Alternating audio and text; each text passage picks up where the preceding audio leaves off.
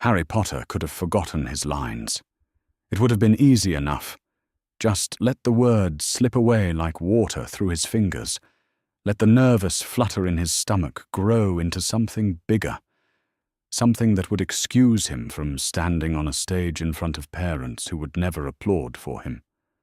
But the lines stayed, stubborn and hopeful, echoing in the cramped darkness of his cupboard. "Please, sir, might we have some bread for the children?" he whispered to the spiders that shared his space. "They haven't eaten since yesterday." The irony wasn't lost on him, even in make-believe. Even playing a character in St. Gregory's Year 6 leaving play, he was asking for food. The script called for him to portray a desperate village boy pleading with the wealthy merchant, but Harry didn't need to reach very deep to find that desperation. It lived in his hollow stomach most days, in the careful way he'd learned to make a single piece of toast last an entire morning. 3 weeks ago, when Mrs. Henley had announced auditions for The Merchant's Heart, Harry hadn't planned to try out. Plans were dangerous things in the Dursley household. They gave Uncle Vernon something concrete to destroy. But Dudley had been sick with stomach flu that day, sprawled dramatically across the sofa and moaning about dying, which meant the house held that particular weighted quiet that came when Vernon's attention was fully occupied elsewhere.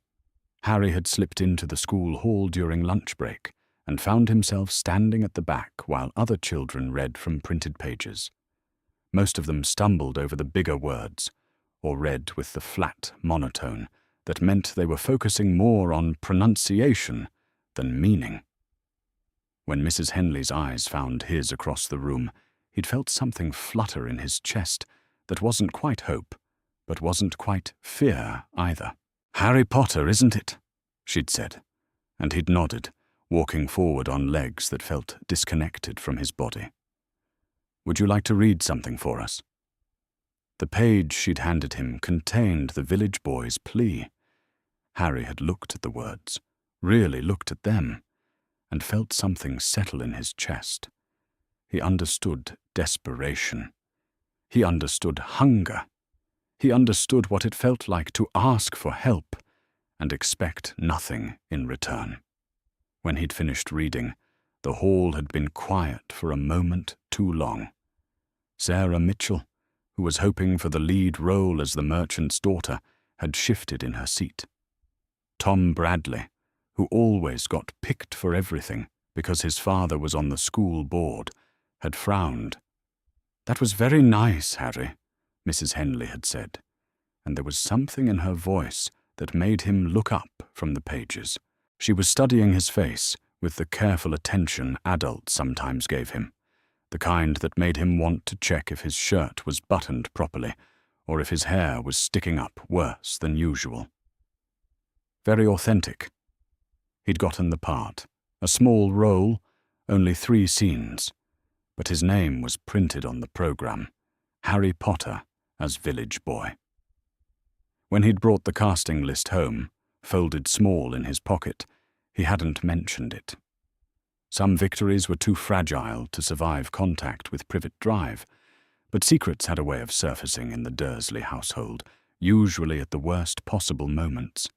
Vernon had discovered the play when a phone call came from school about costume requirements and attendance expectations. Harry had been washing dishes when he'd heard his uncle's voice rising in the sitting room, each word carrying the particular edge that meant someone was about to be blamed for something. "What do you mean, costume? What play?" Harry's hands had stilled in the soapy water.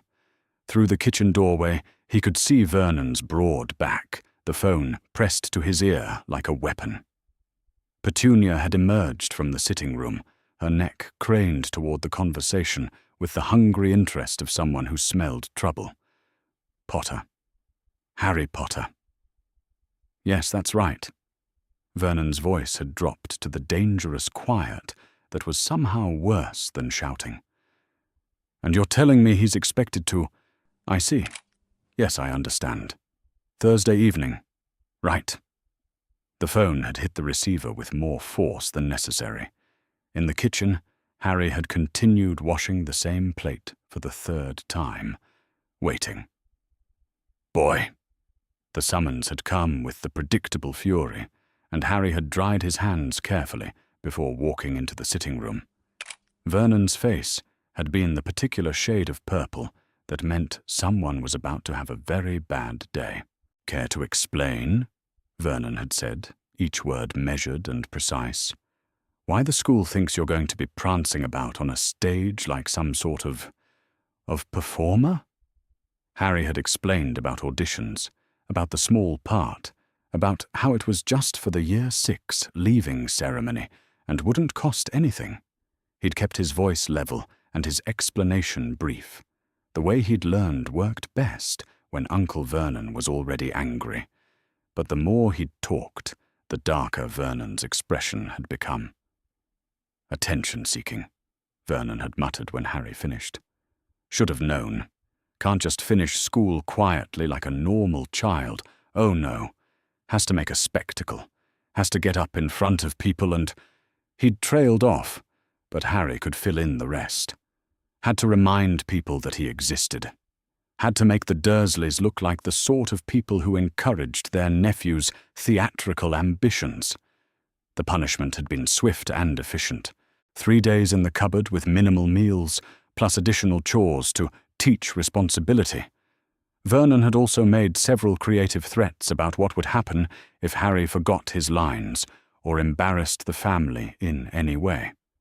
But he hadn't forbidden the play entirely, which meant Mrs. Henley's phone call had mentioned something Vernon considered important enough to override his natural inclination to crush anything that might bring Harry joy.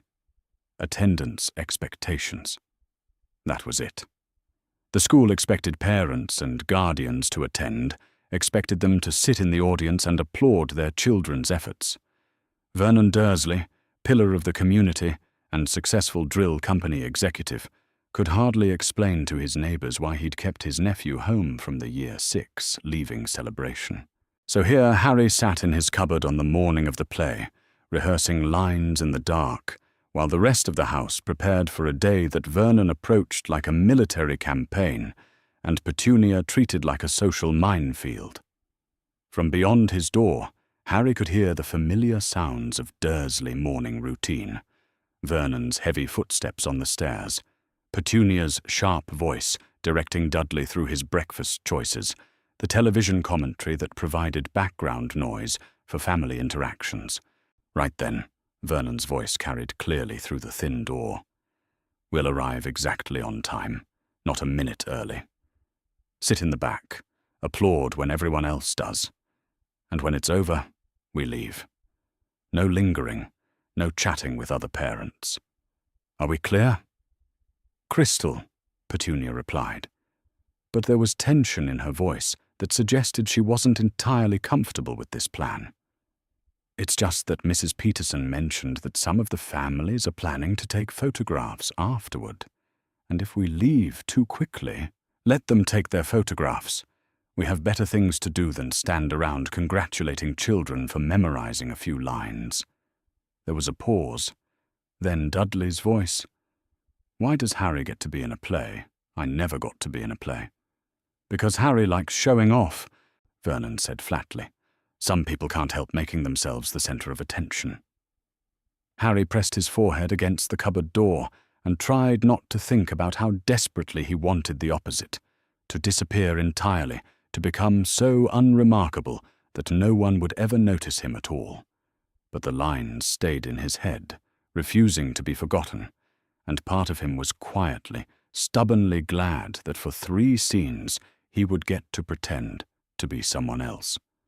Someone whose problems were simple enough to be solved in an hour and a half of stage time. The key turned in the lock just after 9 o'clock, and Harry blinked against the sudden brightness as the door swung open. Vernon's face appeared in the gap, expression set in the long-suffering resignation of a man forced to deal with inconveniences. "Out! Clean yourself up. We leave in an hour." Harry scrambled from the cupboard, his legs stiff from the cramped space. The hallway felt vast after hours in the dark, and he had to steady himself against the wall for a moment, while his equilibrium settled. Vernon was already walking away, but his voice carried back with unmistakable menace. "And boy, if you do anything at all, to embarrass this family today, you'll find yourself in there until September. Are we understood?" "Yes, sir." Harry climbed the stairs on unsteady legs, each step a small victory. In the bathroom, he splashed cold water on his face and stared at his reflection in the mirror. His hair stuck up at impossible angles, as it always did, and his glasses were held together with tape that Petunia had grudgingly provided after Dudley's last friendly game of Harry hunting. But his eyes were bright with something that might have been anticipation, and for once, he didn't look away from his own gaze. Today, for a few hours at least, he would be someone who mattered. Someone with words to say and a story to tell. Someone whose presence was required rather than merely tolerated. In Dudley's second bedroom, which had been Harry's room for the past year, since the Hogwarts letter incident that Vernon refused to discuss, Harry found his costume laid out on the bed. Petunia had assembled it with her usual efficient disdain, a pair of Dudley's old trousers rolled up and held with safety pins, a shirt that had once been white but had faded to grey, and a waistcoat that had been too small for Dudley 3 years ago, but still hung loose on Harry's narrow frame. He dressed carefully, tucking the shirt tails in and adjusting the waistcoat to hide the worst of the fit issues. The trousers were comically large around the waist, but a belt borrowed from Vernon's collection of discarded accessories held them up well enough. In the mirror attached to Dudley's wardrobe, Harry thought he looked exactly like what the script called for. A poor village boy whose clothes had seen better days. The bruises on his upper arms were covered by the shirt sleeves, which was fortunate. Mrs. Henley had sharp eyes, and Harry had learned to be careful about what teachers saw and what questions they might ask. The bruises were fresh from 2 days ago, when Vernon's patience with Harry's answering back had run out. They were finger-shaped and dark, the kind that would turn yellow around the edges in a few days and fade completely within a week. Harry had become something of an expert on the life cycle of bruises. Downstairs, the Dursley family was assembling with the grim efficiency of soldiers preparing for an unwelcome mission. Vernon wore his best suit, the one reserved for important business meetings and neighborhood social events where appearances mattered. Petunia had chosen a conservative dress and her most neutral expression, the one that suggested she was present but not particularly invested in the proceedings. Dudley looked sulky in his good clothes, clearly resentful that someone else was getting attention for once. "Ready?" Vernon asked when Harry appeared in the kitchen doorway, though the question was clearly rhetorical. Vernon's watch said exactly 30 minutes until the play began, which meant they would arrive at precisely the moment the doors opened, claim seats in the back row, and maintain the perfect balance of community participation and personal distance. The car ride to St. Gregory's was silent, except for Vernon's muttered commentary on other drivers, and Petunia's occasional reminders about proper behavior. Harry sat in the back next to Dudley, watching familiar streets scroll past the window and trying to ignore the way his stomach had begun to flutter again. In a few hours, this would all be over. He would have had his moment on stage, would have spoken his lines to an audience that included people who had never seen him as anything but Dudley's strange cousin or the odd Potter boy who kept to himself. The school car park was fuller than Harry had expected, with families arriving in vehicles ranging from practical estates to the occasional luxury car that suggested some parents took these events more seriously than others. Vernon navigated toward the back of the lot with obvious intent, parking the company car between 2 modest sedans that would help them blend into the crowd. As they walked toward the school entrance, Harry caught sight of a sleek black car near the front of the car park, the kind that looked expensive even to someone who knew nothing about automobiles. A blonde woman in elegant robes was stepping out of the passenger side, followed by a man with long, pale hair, and a boy about Harry's age who moved with the particular confidence that came from never doubting you belonged wherever you were. Harry had seen the boy around school occasionally, though they'd never spoken directly. Draco something. He had the kind of easy assurance that Harry envied, the way he could walk into any room and immediately command attention without seeming to try. Where Harry had learned to make himself small and unremarkable, this boy seemed to expand to fill whatever space he occupied. "Showing off already," Vernon muttered, following Harry's gaze toward the expensive car. "Some people think throwing money around impresses anyone." But Vernon's tone suggested he was, in fact, somewhat impressed despite himself. The blonde woman was the sort of person Petunia spent hours trying to emulate, perfectly put together in a way that suggested both money and taste, moving through the world as though she expected it to rearrange itself for her convenience.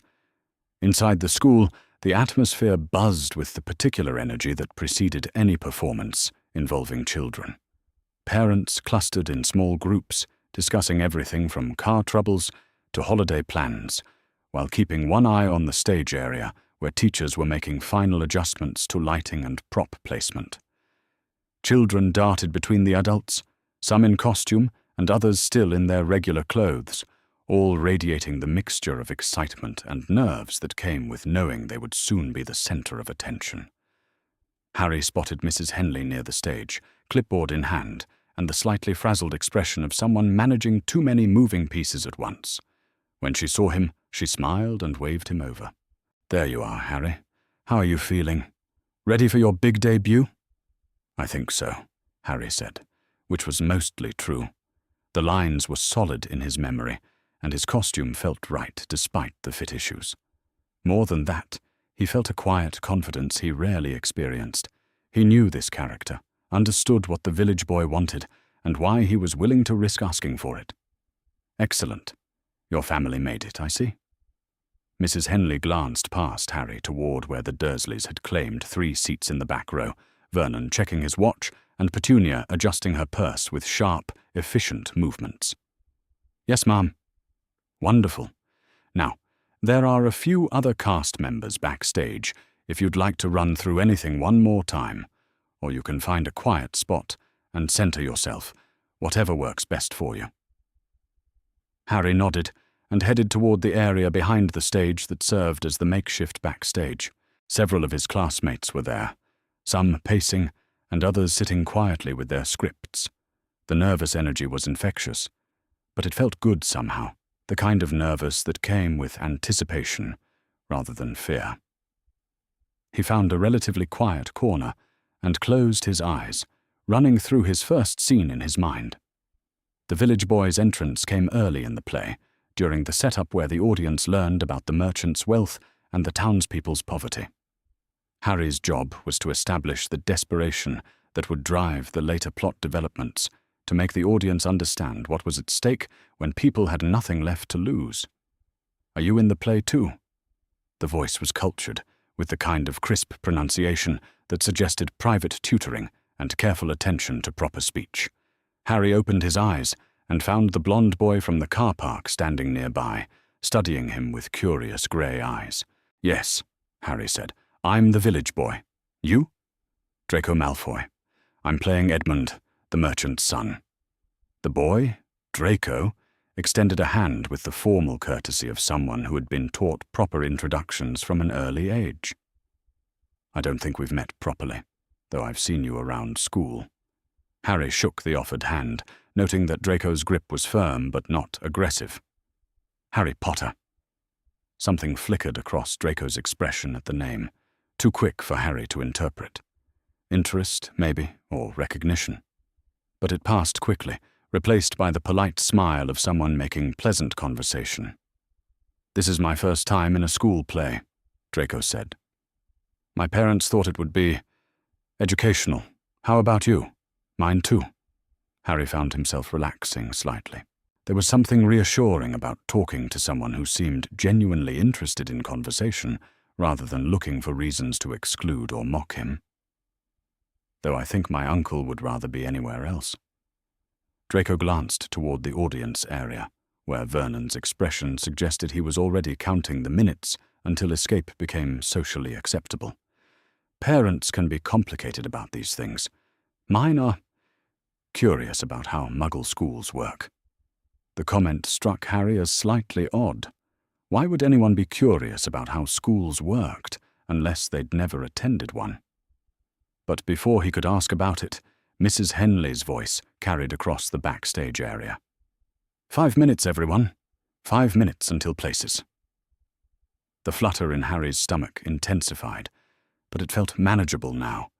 He had his lines, his costume, and apparently a conversation partner who didn't seem inclined to treat him like a walking target.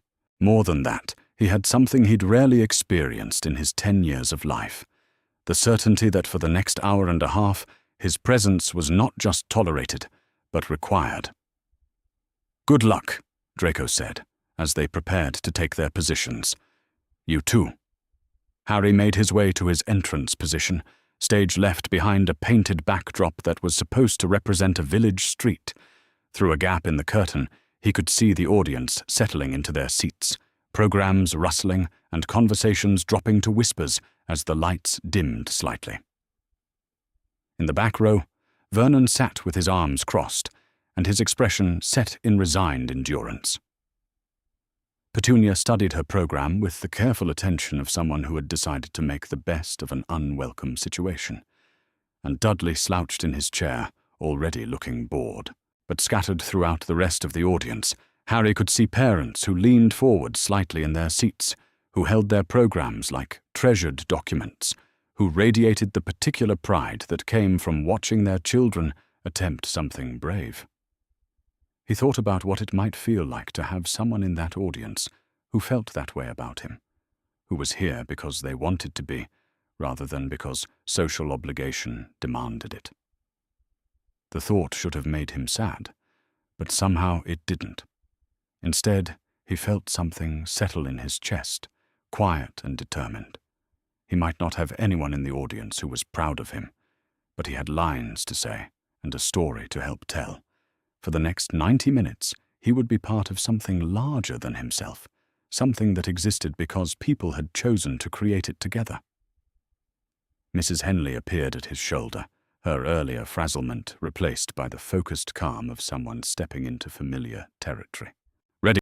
He might not have anyone in the audience who was proud of him, but he had lines to say and a story to help tell. For the next 90 minutes, he would be part of something larger than himself, something that existed because people had chosen to create it together. Mrs. Henley appeared at his shoulder, her earlier frazzlement replaced by the focused calm of someone stepping into familiar territory. Ready, Harry? He was. Narcissa Malfoy had attended many performances in her 36 years of life, from elaborate opera productions in Vienna to intimate chamber music recitals in ancestral drawing rooms where the audience consisted entirely of people who could trace their bloodlines back to medieval wizards. She had never, however, found herself seated in a primary school assembly hall on plastic chairs that had been designed with neither comfort nor dignity in mind. The entire enterprise struck her as quaint in the way that Muggle endeavours often did, charmingly primitive, like watching children play at being adults. The stage was little more than a raised platform with painted backdrops that depicted a medieval village with the sort of enthusiastic inaccuracy that suggested the art teacher had prioritized student participation over historical authenticity. Parents filled mismatched chairs in rows that had been arranged with obvious care, but little understanding of proper sightlines. Lucius had explained the reasoning behind Draco's enrollment at St. Gregory's primary school with his usual mixture of strategic thinking and dismissive superiority. "The boy needs to understand how Muggles think," he'd said over breakfast 3 months ago, buttering his toast with the precise movements of someone who had never doubted that others would clean up after him. If he's going to move effectively in their world when necessary, he must observe their customs firsthand. Knowledge is power, my dear, and ignorance breeds vulnerability. It had sounded reasonable at the time, even progressive in its way. Many pure-blood families kept their children entirely isolated from Muggle society, until Hogwarts, treating the non-magical world as something distasteful to be endured rather than understood. Narcissa had thought there was wisdom in Lucius's approach, a kind of strategic preparation that would give Draco advantages his peers wouldn't possess.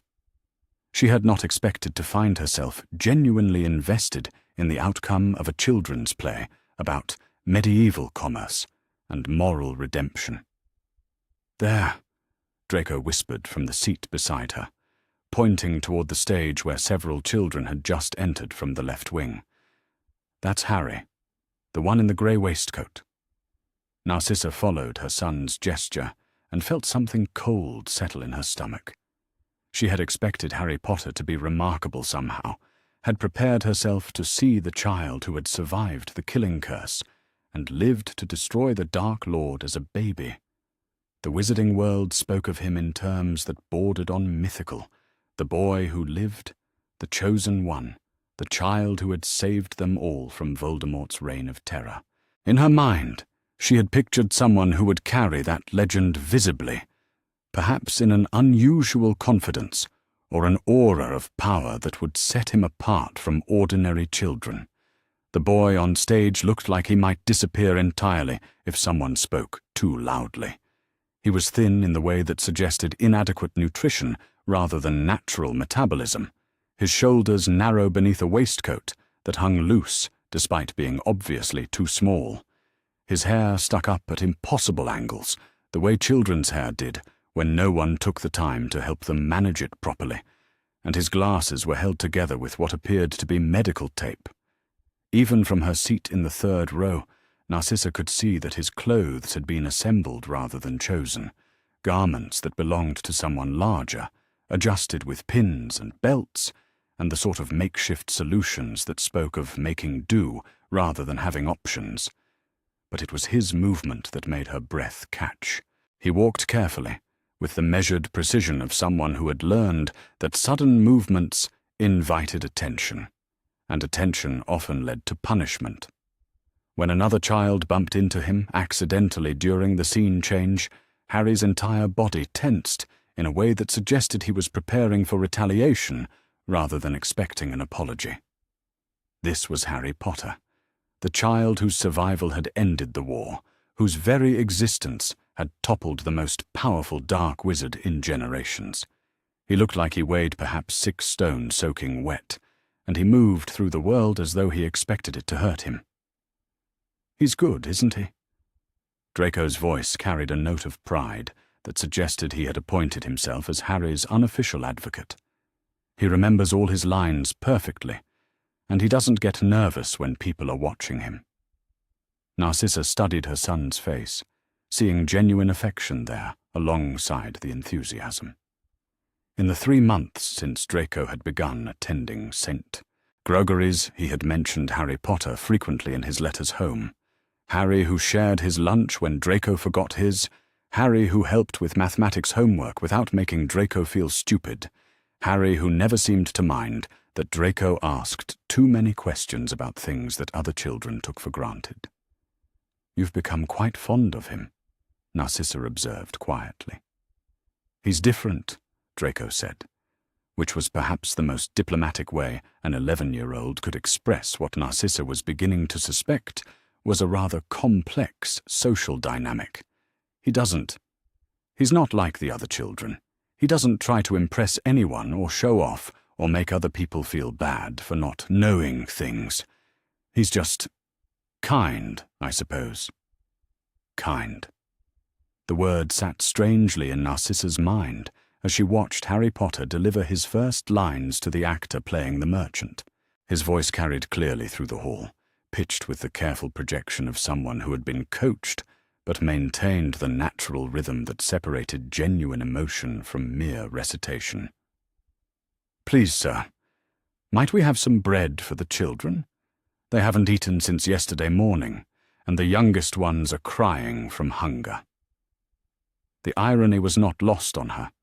Harry Potter, who had presumably never wanted for anything in his life, the famous child who had been raised by devoted guardians who understood his importance to the wizarding world, was playing a character who begged for food.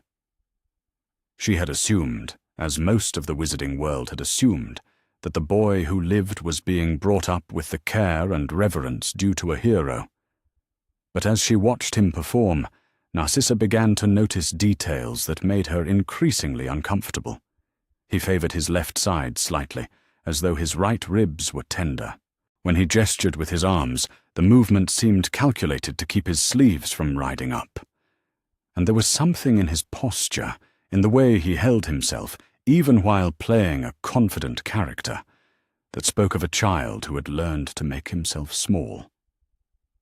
Is he well?" Narcissa asked quietly, leaning toward Draco without taking her eyes off the stage. "What do you mean?" "He seems quite thin." Draco considered this with the seriousness he applied to all questions about his friend. "He doesn't eat much at lunch, says he's not very hungry, usually, and he doesn't like to run during games because it makes his side hurt sometimes." The cold feeling in Narcissa's stomach began to spread upward. "His side hurts?" "He fell down the stairs at home a few weeks ago," Draco said, repeating what was obviously an explanation he had been given and had no reason to question. "He says his uncle was quite cross about it, because they had just cleaned the carpet." Narcissa's gaze sharpened, moving past Harry to scan the audience until she found what she was looking for. In the back row, a family sat with the rigid posture of people who were present under duress. The man was large and florid, with small eyes and thinning hair, wearing a business suit that suggested middle management and social aspirations. The woman beside him was thin and sharp-featured, her neck stretched forward like a bird watching for predators. Between them sat a boy who could only be described as spherical, his bulk testing the structural integrity of the plastic chair. Even from a distance, their dynamic was clear. The large man checked his watch repeatedly and shifted in his seat with barely concealed impatience. The woman's attention moved between the stage and the other audience members, as though she was cataloguing potential social embarrassments. The fat boy slouched with the aggressive boredom of someone who had been forced to attend against his will. None of them looked at Harry Potter with anything resembling pride or affection. "Those are Harry's family?" Narcissa asked, though she already knew the answer. "The Dursleys, yes. That's his uncle Vernon, his aunt Petunia, and his cousin Dudley." Draco followed her gaze to the back row. "Harry doesn't talk about them much, but he says they're very busy with important Muggle things." There was something in Draco's tone that suggested he had noticed more than he was comfortable articulating. Children were often more perceptive than adults gave them credit for, and Draco had been raised to observe social dynamics with the sharp attention that came from growing up in a world where alliances could shift without warning. On stage, Harry's scene continued, and Narcissa found herself studying every detail of his performance with the intensity of someone trying to solve a puzzle. He was genuinely talented. That much was obvious. His delivery was natural rather than coached, and he seemed to understand his character's motivation in a way that suggested he had found something familiar in the village boy's desperation. Too familiar, perhaps. The merchant character was delivering his response to Harry's plea, a speech about the importance of hard work and earning one's bread through honest labor. As the merchant gestured dismissively, Harry stepped back with the automatic movement of someone avoiding a potential blow. It was such a small thing, barely noticeable unless you were watching for it, but it made Narcissa's hands clench in her lap. Children who flinched from raised hands had learned to expect them to fall. "Mother?" Draco's voice was quiet, concerned. "Are you all right? You look quite pale." "I'm fine, darling." But she wasn't fine. She was watching Harry Potter, the boy who lived, the child who had saved the wizarding world from darkness, and seeing a scared little boy who moved through life expecting pain. Everything about his posture, his careful way of speaking, his tendency to make himself smaller when adults approached, painted a picture that made her feel sick. The scene reached its climactic moment, where the village boy made his final appeal to the merchant's better nature. Harry delivered the lines with a conviction that suggested he understood exactly what it felt like to ask for help and expect to be refused. "We are not asking for charity, sir. We ask only for the chance to work, to earn our keep, to prove that we deserve your compassion." But as he spoke, Harry gestured with more emotion than he had shown in previous scenes, and his sleeve rode up just enough to reveal the edge of something dark on his wrist. From her seat in the third row, Narcissa could see what looked suspiciously like finger-shaped bruises, the kind that came from being grabbed too hard by someone much larger. The world seemed to tilt sideways. This was not the pampered hero of wizarding legend. This was not the celebrated child being raised with appropriate reverence for his sacrifice and importance. This was a small boy with old bruises and clothes that didn't fit, performing in a school play while his family watched him with the enthusiasm they might reserve for a dental appointment. Narcissa felt something fundamental shift in her chest, a protective instinct that had nothing to do with politics or blood status or the complex loyalties that governed her adult life. She looked at Harry Potter and saw, simply and devastatingly, a child who needed help. The realization was as sharp and unavoidable as broken glass. "Draco," she said quietly, her voice carefully controlled, "I want you to tell me everything you know about Harry's home life." Her son looked surprised by the intensity in her tone, but he began to speak in the obedient whisper that the setting demanded. As Harry's scene ended and he exited stage right with the careful precision of someone who had learned that mistakes had consequences, Narcissa listened to her 11-year-old son describe a pattern of neglect and casual cruelty that made her blood run cold. Harry never had proper school supplies. Harry wore clothes that were always too large and often stained. Harry mentioned being locked in his room for punishment, sometimes for days at a time. Harry didn't like to talk about his family, but sometimes he said things that suggested home was not a place where he felt safe or wanted. By the time Draco finished his catalogue of observations, Narcissa understood exactly what she was looking at. Harry Potter, the boy who lived, the child whose survival had ended a war and saved countless lives, was being systematically abused by the very people who were supposed to protect him. And unless she was very much mistaken, the wizarding world's most celebrated hero was being destroyed one day at a time, while everyone who should have been watching chose to look away. The play continued around them, but Narcissa barely registered the other performers. Her attention remained fixed on Harry Potter, cataloguing every flinch, every careful movement, every sign of a child who had learned that survival required making himself invisible. She had come here expecting to observe a quaint Muggle custom with detached amusement. Instead, she was witnessing something that would haunt her dreams and change the direction of her life in ways she could not yet imagine.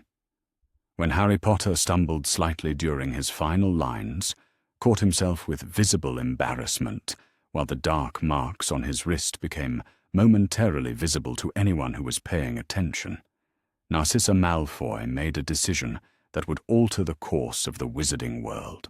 She was going to save that child, consequences be damned. The applause that followed the final curtain call felt different from any Harry had ever heard.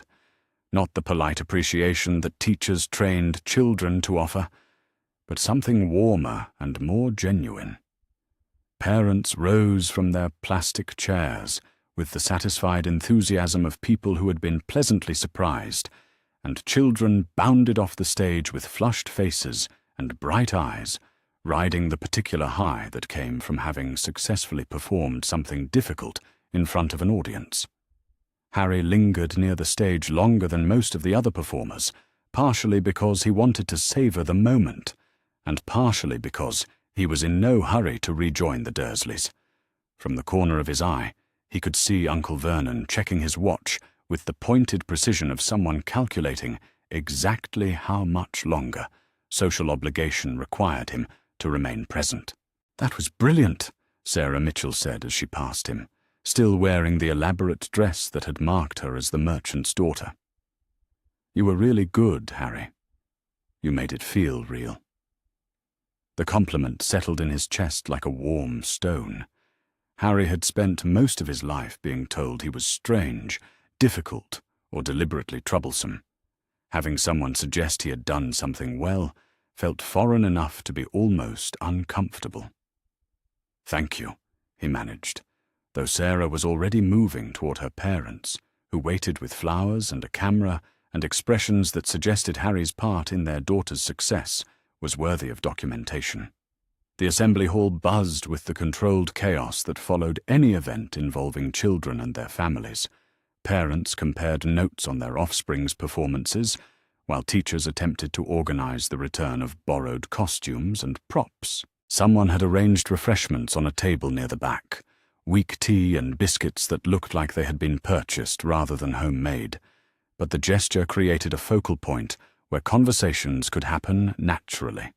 Harry was attempting to remove the safety pins that held his oversized trousers in place when a voice spoke behind him. "Harry Potter."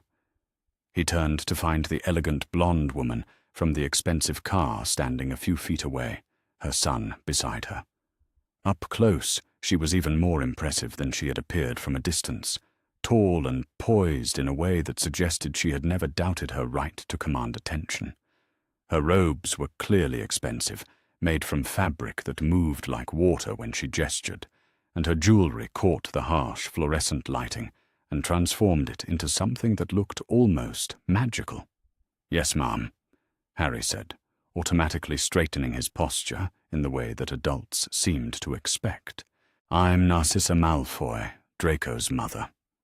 She extended a hand with the kind of formal courtesy that Harry had only seen in films about people who lived in manor houses. "He's told me so much about you. I wanted to congratulate you on your performance. It was quite remarkable." Harry shook the offered hand, acutely aware that his own palms were slightly damp from nervousness, and that his costume probably smelled like the dusty storage room where it had been kept between rehearsals. "Thank you, Mrs. Malfoy. Draco was excellent, too. His Edmund was very convincing."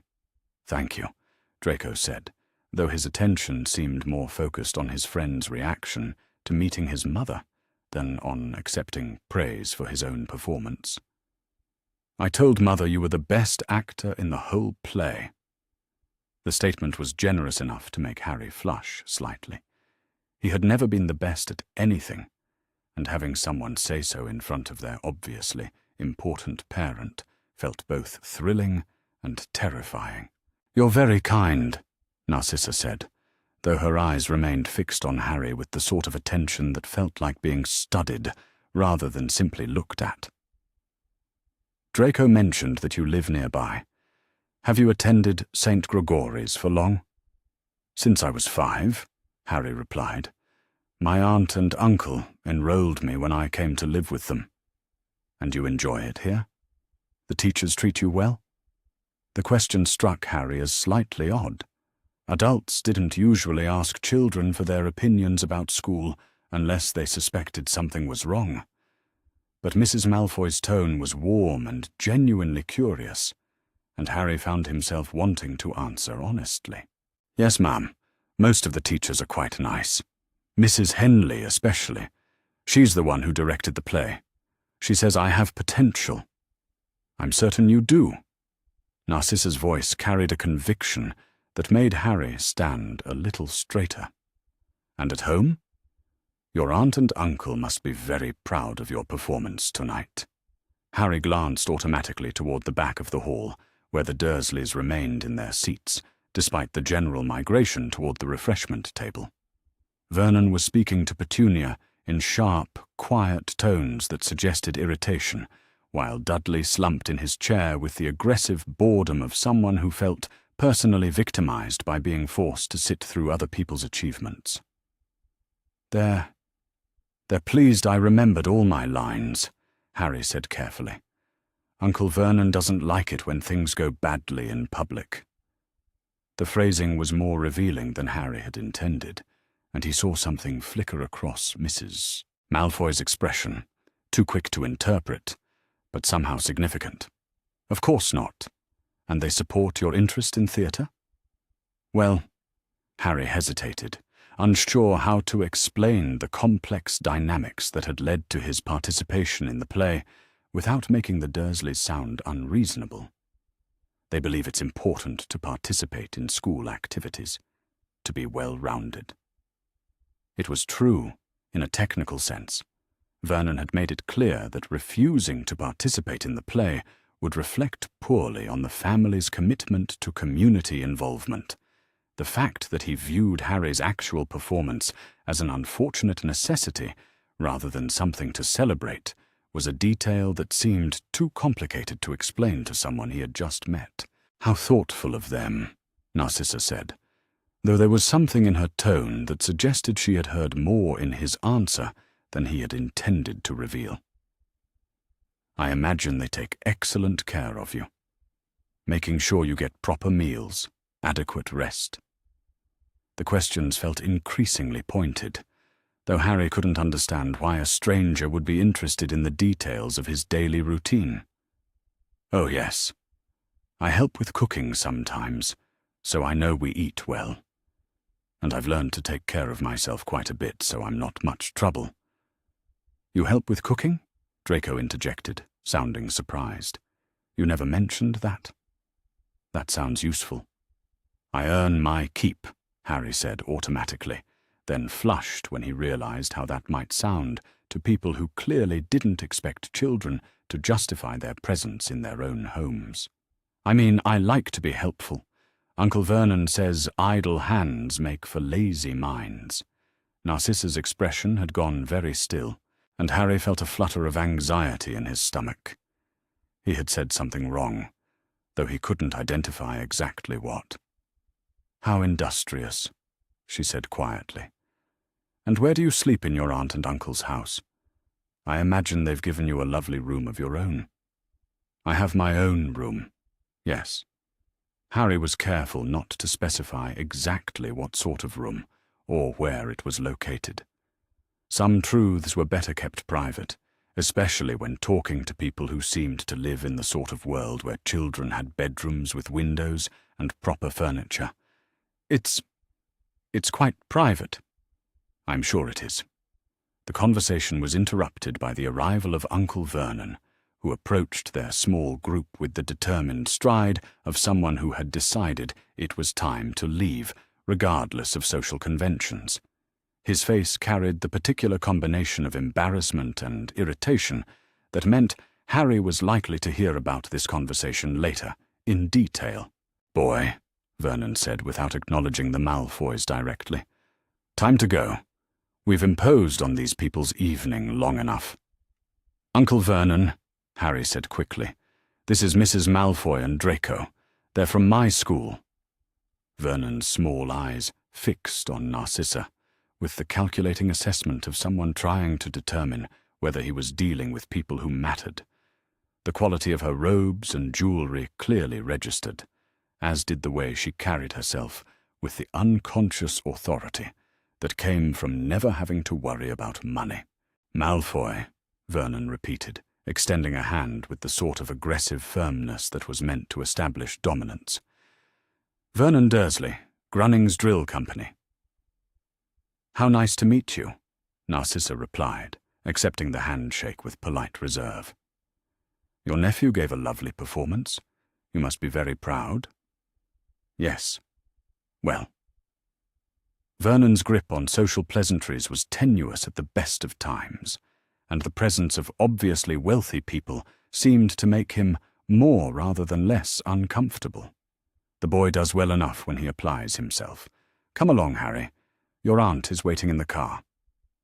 But as Vernon reached for Harry's shoulder, his fingers closed around the boy's upper arm with casual roughness, the sort of grip meant to move someone quickly rather than guide them gently. Harry's immediate wince was barely visible, a tiny flinch that spoke of tender flesh beneath the fabric, but Narcissa caught it with the sharp attention of someone who had been watching for exactly that sort of detail. "Careful there," she said lightly, though her voice carried an edge that made Vernon's hand pause mid-grip. Children bruise so easily. Vernon's eyes narrowed as he registered the implied criticism, but he released Harry's arm and stepped back with the sort of forced joviality that didn't quite mask his irritation. Of course, Harry's always been a bit delicate. Haven't you, boy? The question was clearly meant to elicit agreement, and Harry nodded with the automatic compliance of someone who had learned that disagreeing with Uncle Vernon in public led to unpleasant consequences in private. "Well," Vernon continued, his tone suggesting that the conversation had reached its natural conclusion, "we really must be going. Early day tomorrow. Nice to meet you." "Malfoy, was it?" "Indeed. Perhaps we'll see you again soon. Draco has become quite fond of Harry's company." Vernon's expression suggested that this was not particularly welcome news, but social obligation required some sort of positive response. "Yes, well, boys will be boys. Come along, Harry." This time Vernon didn't touch Harry at all, instead gesturing for him to move toward the exit with the sort of pointed impatience that brooked no argument. Harry turned to say goodbye to Draco and his mother, but Vernon was already walking away with the expectation that Harry would follow immediately. "It was very nice to meet you, Mrs. Malfoy," Harry said quickly. "Thank you for the kind words about the play." "Thank you, Harry. You were truly exceptional." As Harry hurried to catch up with his uncle's retreating figure, Narcissa watched the family dynamics play out with the sort of attention that missed nothing.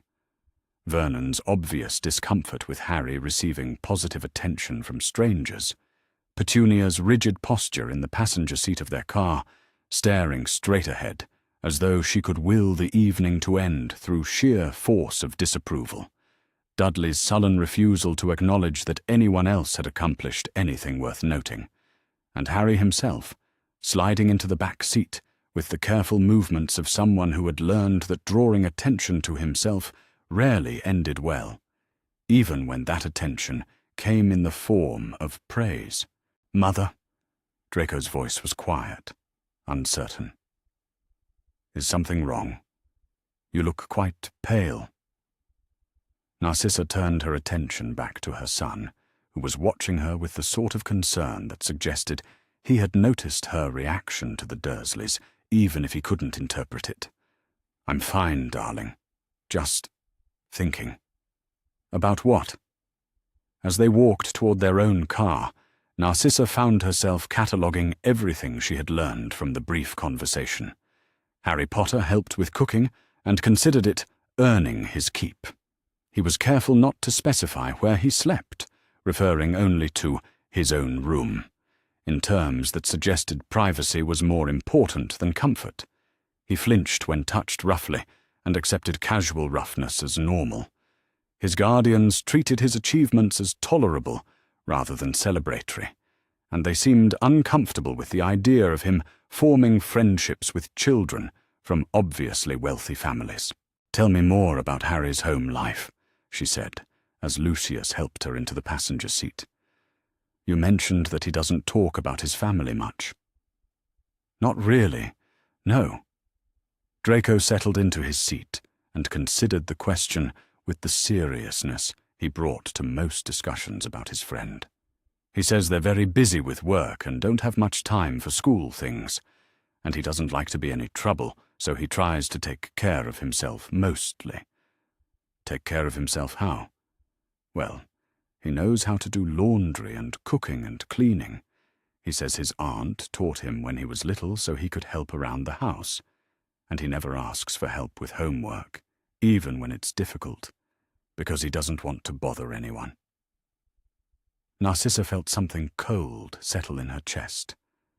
Children who learned domestic skills early weren't necessarily being mistreated. Many families believed in teaching responsibility and self-sufficiency. But children who were afraid to ask for help, who spoke of earning their keep and not wanting to be trouble, were telling a different sort of story entirely. Has he ever mentioned being punished, or how his aunt and uncle respond when he makes mistakes? Draco was quiet for a moment, clearly thinking carefully about his answer. He doesn't really talk about punishments, but sometimes he mentions not being allowed to have dinner or having to stay in his room for long periods. And once he said something about earning the right to eat with the family, but I thought he was joking. Joking how? Well, it seemed like such a strange thing to say seriously. Who has to earn the right to eat dinner with their own family? The question hung in the air between them as Lucius started the car and they pulled out of the school car park. Narcissa watched the Dursleys' sedan disappear into traffic ahead of them and felt something harden in her chest. She was beginning to suspect that Harry Potter had never eaten dinner with his family as a right rather than a privilege. And if that was true, then the boy who lived, the child whose sacrifice had saved the wizarding world from darkness, was being systematically destroyed by the very people who were supposed to protect him. The thought was intolerable. "Draco," she said quietly, "I want you to pay very close attention to Harry over the remaining weeks of term. Notice how he behaves, what he says about home, whether he ever seems hurt or frightened. Can you do that for me?" "Of course, Mother. But why? Is Harry in some sort of trouble?" Narcissa looked out at the suburban streets rolling past the car window, each house representing a family unit that was supposed to provide safety and love and the foundation for a child's growth into adulthood. Somewhere in one of those houses, Harry Potter was probably being lectured about drawing unwanted attention or making conversation with strangers or any of a dozen other offenses that existed only in the minds of people who viewed a child's natural need for connection as a personal inconvenience. "I don't know yet," she said honestly, "but I intend to find out." The first time Narcissa Malfoy drove through Little Whinging after the school play, she told herself it was simple curiosity. She had been visiting a boutique in nearby Chertsey, a perfectly reasonable errand that justified her presence in Surrey, and the route back to Wiltshire happened to take her past the residential streets where middle-class families lived their carefully ordered lives behind identical front gardens and matching garage doors. 4 Privet Drive looked exactly like every other house on the street: brick facade, small front lawn, and the sort of determined ordinariness that suggested its occupants valued conformity above all else. There was nothing to distinguish it from its neighbours, except for the small boy who was edging the lawn with a pair of hedge shears that looked far too large for his hands. Narcissa slowed her car as she passed, taking in details with the sort of attention she had learned from years of navigating pure-blood social politics where missing important information could have devastating consequences. The boy, Harry unmistakably, moved with the methodical precision of someone who had been given specific instructions and understood that deviation would not be tolerated. His movements were careful, economical, and he paused frequently to wipe sweat from his forehead with the back of his wrist. It was nearly 30 degrees outside, and he had been working long enough for his oversized shirt to become soaked with perspiration. Narcissa drove to the end of the street, turned around in a cul-de-sac, and made another pass. This time, she noticed the garden hose coiled neatly by the front door, well within reach, but Harry was not using it to drink or cool himself. When he did pause in his work, It was to glance nervously toward the front windows of the house, as though checking whether his performance was being monitored. No adult appeared to supervise his work or offer assistance. No one brought him water or suggested he move to shade during the hottest part of the day. He labored alone under the blazing sun, while his relatives remained comfortably inside their climate-controlled home. The sight settled in Narcissa's stomach like a stone. Over the following 2 weeks, she found reasons to drive through Little Whinging on 6 separate occasions. She varied her routes and timing, approaching from different directions and never lingering long enough to draw attention. What she observed built a picture that made her increasingly sick. Harry Potter, the boy who lived, spent his summer days engaged in manual labor that would have been excessive for an adult groundskeeper. He weeded flower beds with obsessive thoroughness, washed windows that gleamed spotlessly in the afternoon sun, and scrubbed the concrete driveway with a stiff brush and bucket of soapy water. His meals appeared to be delivered through what looked suspiciously like a cat flap installed in the kitchen door. Small portions passed through the opening while he remained outside. On her 4th visit, Narcissa witnessed something that nearly prompted her to abandon all pretense of discretion and intervene immediately. Harry had been cleaning the gutters, standing on a ladder that wobbled dangerously every time he moved when he lost his balance and fell heavily to the ground. He lay still for a moment that seemed to last forever, and Narcissa's hand moved instinctively toward her wand before she caught herself. But when Harry struggled to his feet, clearly favoring his left ankle, the kitchen window opened just long enough for a voice to bellow, "Quiet out there, and if you've broken anything, it comes out of your allowance." No one emerged to check whether he was injured. No one asked if he needed help or suggested he should rest. Harry limped back to the ladder, tested his ankle gingerly, and resumed cleaning gutters as though nearly breaking his neck was simply part of the job. That night, Narcissa sat in her private study at Malfoy Manor and stared at the letter she had been drafting to Albus Dumbledore.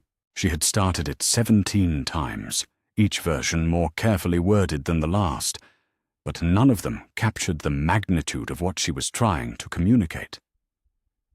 How did one inform the chief warlock of the Wizengamot that his placement of the boy who lived appeared to constitute systematic child abuse? "My dear headmaster," she had written, "I write to express certain concerns regarding the welfare of Harry Potter, whom I understand has been placed in your care with his maternal relatives." But every time she reached this point, her quill stalled. The implications of what she was suggesting were staggering. Albus Dumbledore was not simply a respected educator. He was arguably the most powerful and influential wizard in Britain, the man who had defeated Grindelwald and orchestrated Voldemort's downfall. If Harry Potter was being abused under his watch, it could mean one of 2 things. Either Dumbledore was unaware of the situation, which suggested a failure of oversight so profound it bordered on negligence, or he was aware and had chosen to allow it to continue for reasons that Narcissa could not fathom. Neither possibility was acceptable. She abandoned the letter and walked to the Black Family Library, a collection that had been assembled over centuries by witches and wizards who understood that knowledge was the most reliable form of power. If she was going to understand what was happening to Harry Potter, she needed to research the magical frameworks that governed his placement with the Dursleys. The section on protective magic yielded immediate results. Blood magic, particularly the ancient protections that could be invoked through maternal sacrifice, was well documented in the darker texts that most families would not have owned, but the Blacks had collected as a matter of principle. According to the theoretical foundations, Harry's protection depended on sharing a home with someone who carried his mother's blood, specifically her sister. But the magic came with requirements that the texts outlined in clinical detail. The protection worked only so long as Harry could call Privet Drive home in the truest sense, a place where he belonged, where he was wanted, where he was cherished as family. The magic fed on love, on genuine care, on the bonds that made family something more than mere blood relation. If Harry Potter was being treated as an unwelcome burden rather than a beloved family member, the protection could be significantly weakened or even compromised entirely. Narcissa spent 3 hours reading and cross-referencing, building an understanding of magical theory that made her increasingly certain that whatever Dumbledore had intended when he placed Harry with the Dursleys, it was not working as planned. The boy she had observed through car windows and worried conversations with Draco was not living in a home where he was cherished. He was living in a prison where he was tolerated at best.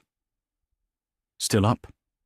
Lucius's voice from the library doorway made her look up from a particularly dense treatise on the intersection of blood magic and child welfare. Her husband stood silhouetted against the hallway light, still dressed in his evening robes, but with his hair loose around his shoulders in a way that made him look younger and less formally intimidating. "I couldn't sleep," Narcissa said, which was true enough without being complete. "I was reading about protective magic." "Anything in particular?" Lucius moved into the room and settled in the chair across from her desk, his expression curious but not yet concerned. "Blood protections, the sort that might be used to safeguard a child." Something shifted in Lucius's demeanor, a subtle sharpening of attention that suggested he was beginning to understand where this conversation might lead. "Narcissa," he said quietly, "please tell me you are not still obsessing over Harry Potter." The word obsessing landed like a slap. "I am concerned about a child who appears to be in danger. A child who is not our responsibility. A child who is being abused." Lucius leaned forward, his grey eyes reflecting the lamplight in a way that made them look almost silver. "Even if that were true, and I'm not conceding that it is, it would still not be our concern. Harry Potter is the responsibility of his guardians, and presumably of whoever placed him with them. Our responsibility is to our own family, our own interests, our own survival." "How can you be so callous? How can you be so naive?" Lucius's voice carried the edge that appeared when he was genuinely frustrated rather than merely annoyed. "Do you understand what you are suggesting? That we involve ourselves in the personal affairs of the most famous child in Wizarding Britain? That we challenge decisions made by Albus Dumbledore? That we risk everything we have built for the sake of a boy who, might I remind you, destroyed our former master and could very well view us as enemies?" Narcissa felt something cold and sharp settle in her chest. "Former master? You know what I mean." "Do I? Because it sounds rather like you are saying that our loyalty to Voldemort outweighs our basic human decency." The name hung in the air between them like a curse. Lucius's face went very still, the way it did when he was calculating risks and potential consequences. "I am saying," he said carefully, "that we have survived this long by understanding our place in the world and not overreaching. The Potter boy's welfare is not our problem to solve. And if he dies, then someone else will be responsible for that tragedy, and we will not be among the suspects." The brutal pragmatism of his response made Narcissa feel sick. She looked at her husband, the man she had loved for 17 years, the father of her son, the person who had stood beside her through political upheavals and social transformations that had destroyed other families, and realized she was looking at a stranger. "I cannot accept that," she said quietly. "You will have to." "No, Lucius, I will not. I will not sit in comfort while a child suffers. I will not pretend ignorance when I have seen evidence of abuse with my own eyes. And I will not allow political calculation to override basic moral decency." Lucius studied her face for a long moment, and she saw the exact instant when he realized she was not going to be dissuaded. "Very well," he said, rising from his chair with the fluid grace that had made him such an effective politician. "But I forbid you to pursue this matter further. As head of this household and your husband, I am directing you to abandon this course of action immediately. Are you threatening me? I am protecting our family from your dangerous sentimentality." Narcissa stood as well, meeting his gaze with steady determination. Harry Potter is a 10-year-old child who is being systematically abused by people who should be protecting him. If you think acknowledging that fact constitutes dangerous sentimentality, then we have very different definitions of both danger and sentiment. She walked past him toward the library door, but his voice stopped her before she reached the threshold. "Narcissa, if you defy me on this, there will be consequences." She turned back to face him, seeing in his expression the cold calculation that had served him so well in Death Eater circles and post-war politics alike. Then so be it. The following morning, while Lucius attended a meeting at the ministry, Narcissa traveled to Diagon Alley for the first time in months. She had always preferred shopping in more exclusive magical districts, but the alley remained the heart of wizarding commerce, and more importantly, the home of institutional records that might shed light on Harry Potter's legal status. Her first stop was Gringotts, where family connections and significant deposits had always ensured prompt service. Within an hour, she had obtained copies of the relevant documentation surrounding Harry's guardianship. The paperwork was sparse almost to the point of negligence. A simple placement order signed by Albus Dumbledore in his capacity as Chief Warlock, with no follow-up monitoring requirements and no provisions for regular welfare checks. It was, Narcissa realized with growing horror, the sort of arrangement that assumed the child's well-being was guaranteed rather than verified. Her second stop was the Department for Regulation and Control of Magical Creatures, which also maintained records related to the welfare of magical children under 11. What she found there made her hands shake with rage.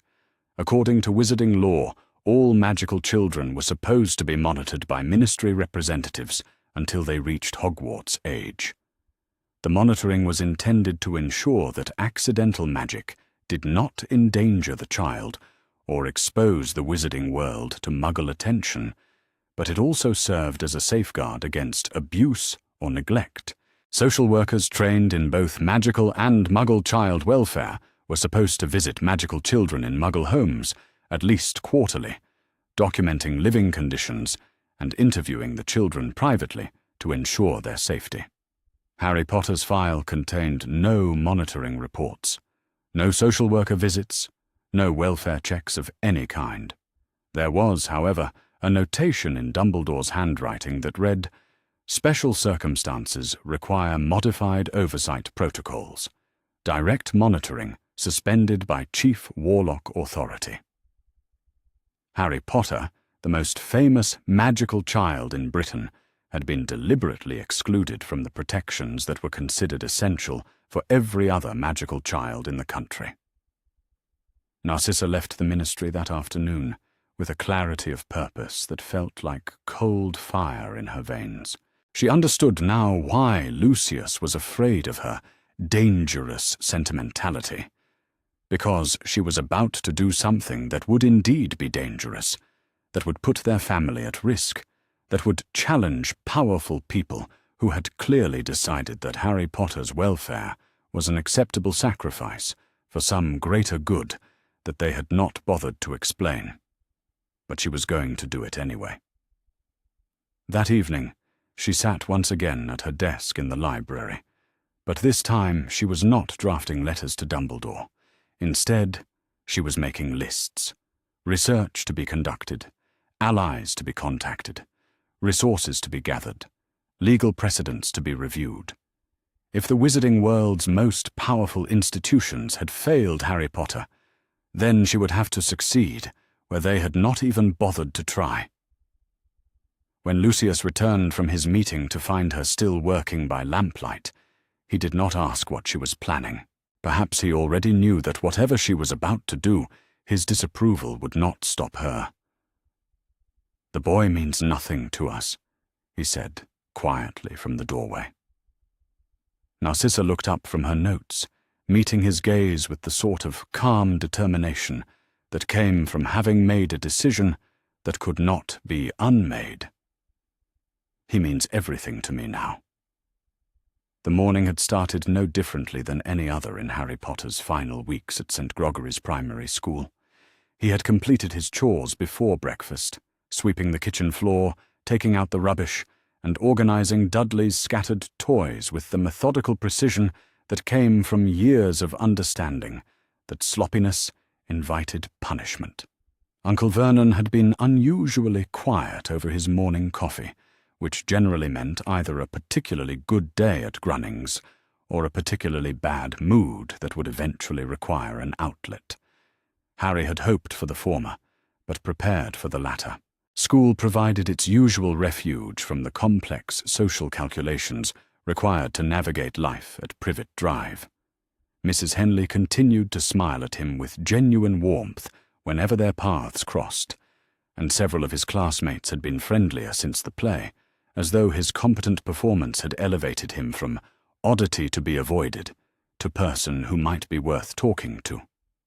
He was returning from lunch, walking across the playground with a book tucked under his arm, when Marcus Bellwether decided that Tuesday afternoon was an excellent time to remind Harry Potter of his place in St. Gregory's social hierarchy.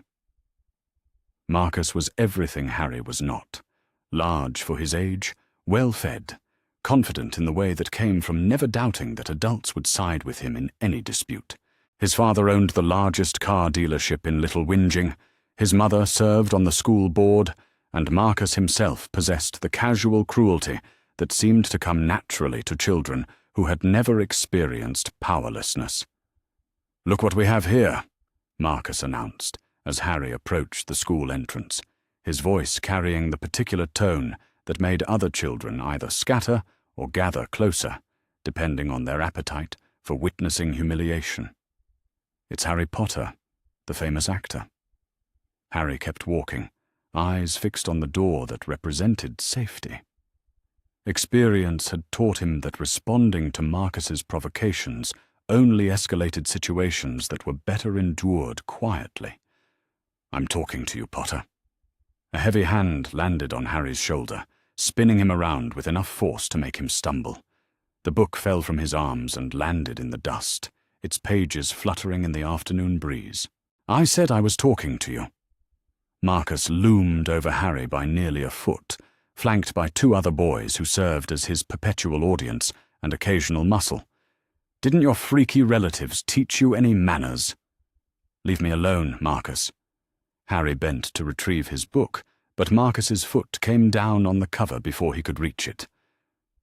"Leave me alone, Marcus," the larger boy mimicked, in a high-pitched whine that bore no resemblance to Harry's actual voice. "What's wrong, Potter? Can't take a little friendly conversation?" The playground around them had grown quiet in the way that always accompanied Marcus's performances. Children clustered at safe distances, some watching with the morbid fascination that drew crowds to accidents, others deliberately looking away, as though avoiding eye contact might protect them from becoming the next target. Harry straightened slowly, calculating distances and escape routes with the automatic assessment that came from years of practice. The school entrance was 10 feet away, but Marcus and his friends blocked the most direct path. The playground supervisor was at the far end of the yard, helping a group of first-years settle a dispute over playground equipment. "I don't want any trouble," Harry said quietly, which was absolutely true and entirely irrelevant to the situation developing around him. "Course you don't. Trouble's what happens to freaks who think they're better than everyone else." Marcus's voice carried the conviction of someone repeating an often-heard phrase. "My dad says your lot are nothing but trouble for decent people." There was something in the way Marcus said, "your lot," that made Harry's stomach clench. He had heard that tone before, usually from Uncle Vernon when he was explaining why Harry didn't deserve the same considerations as normal people. "I need to go inside now," Harry said, taking a step toward the school entrance. Marcus's hand shot out again, this time grabbing Harry's wrist with enough force to leave marks. "I didn't say you could go anywhere." The grip was too tight, too familiar, too reminiscent of Uncle Vernon's fingers closing around his arm whenever displeasure needed to be communicated through pain rather than words. Harry felt something hot and panicked rise in his chest, a feeling that had been growing stronger and more difficult to control over the past few months.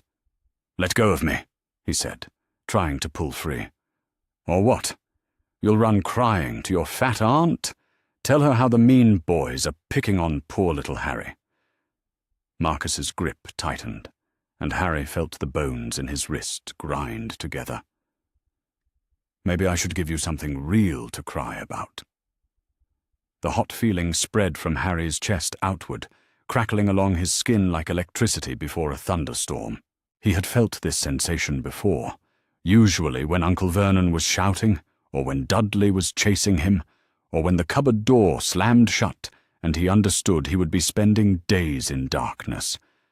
But it had never been this strong, never felt quite so much like something alive moving beneath his skin. "Please," Harry whispered, though he wasn't sure if he was talking to Marcus or to whatever was building inside him. "Just let me go." Marcus laughed, the sound sharp and ugly in the afternoon air. "What's wrong, Potter? Going to wet yourself? Going to start crying like a—" The word died in Marcus's throat as his hair began to change color. It started at the roots and spread outward like spilled ink, transforming his perfectly styled brown locks into an emerald green so vibrant it seemed to glow in the sunlight. Within seconds, Marcus Bellwether looked like he had dunked his head in a pot of paint, his hair now the exact shade of grass after spring rain. The playground went absolutely silent. Marcus released Harry's wrist and stumbled backward, his hands flying to his head as though he could somehow reverse what had happened through force of will. His fingers came away green-stained, and his face went sheet white as he stared at his transformed reflection in a classroom window. "What?" Marcus's voice cracked. "What did you do? What did you do to me?" Harry was staring at Marcus's hair with the same horror that was spreading across the faces of everyone within visual range. He had no idea what had happened, no understanding of how Marcus's appearance had changed so dramatically, but he knew with absolute certainty that he was responsible. The hot feeling was fading now, leaving him cold and shaky and sick with the knowledge that he had done something impossible, something freaky. "I didn't," Harry began, but his voice died as he realized how ridiculous any explanation would sound. "I don't know what—" "Freak!" Marcus screamed, backing away as though Harry might spontaneously combust. "You're a freak, just like everyone says!" The word hit Harry like a physical blow, made worse by the fact that he couldn't argue with it. Whatever had just happened was undeniably freaky, undeniably impossible, undeniably his fault. He looked around at the faces surrounding him. Children staring with mixtures of fascination and terror, adults beginning to hurry toward the commotion, and felt his world tilt sideways. Mrs. Henley arrived first, pushing through the crowd of children with the determined efficiency of someone trained to handle playground emergencies. But when she saw Marcus's green hair, her confident stride faltered. "What on earth?" She looked from Marcus to Harry and back again, clearly trying to process something that defied rational explanation. "Marcus, what happened to your hair?" "He did it."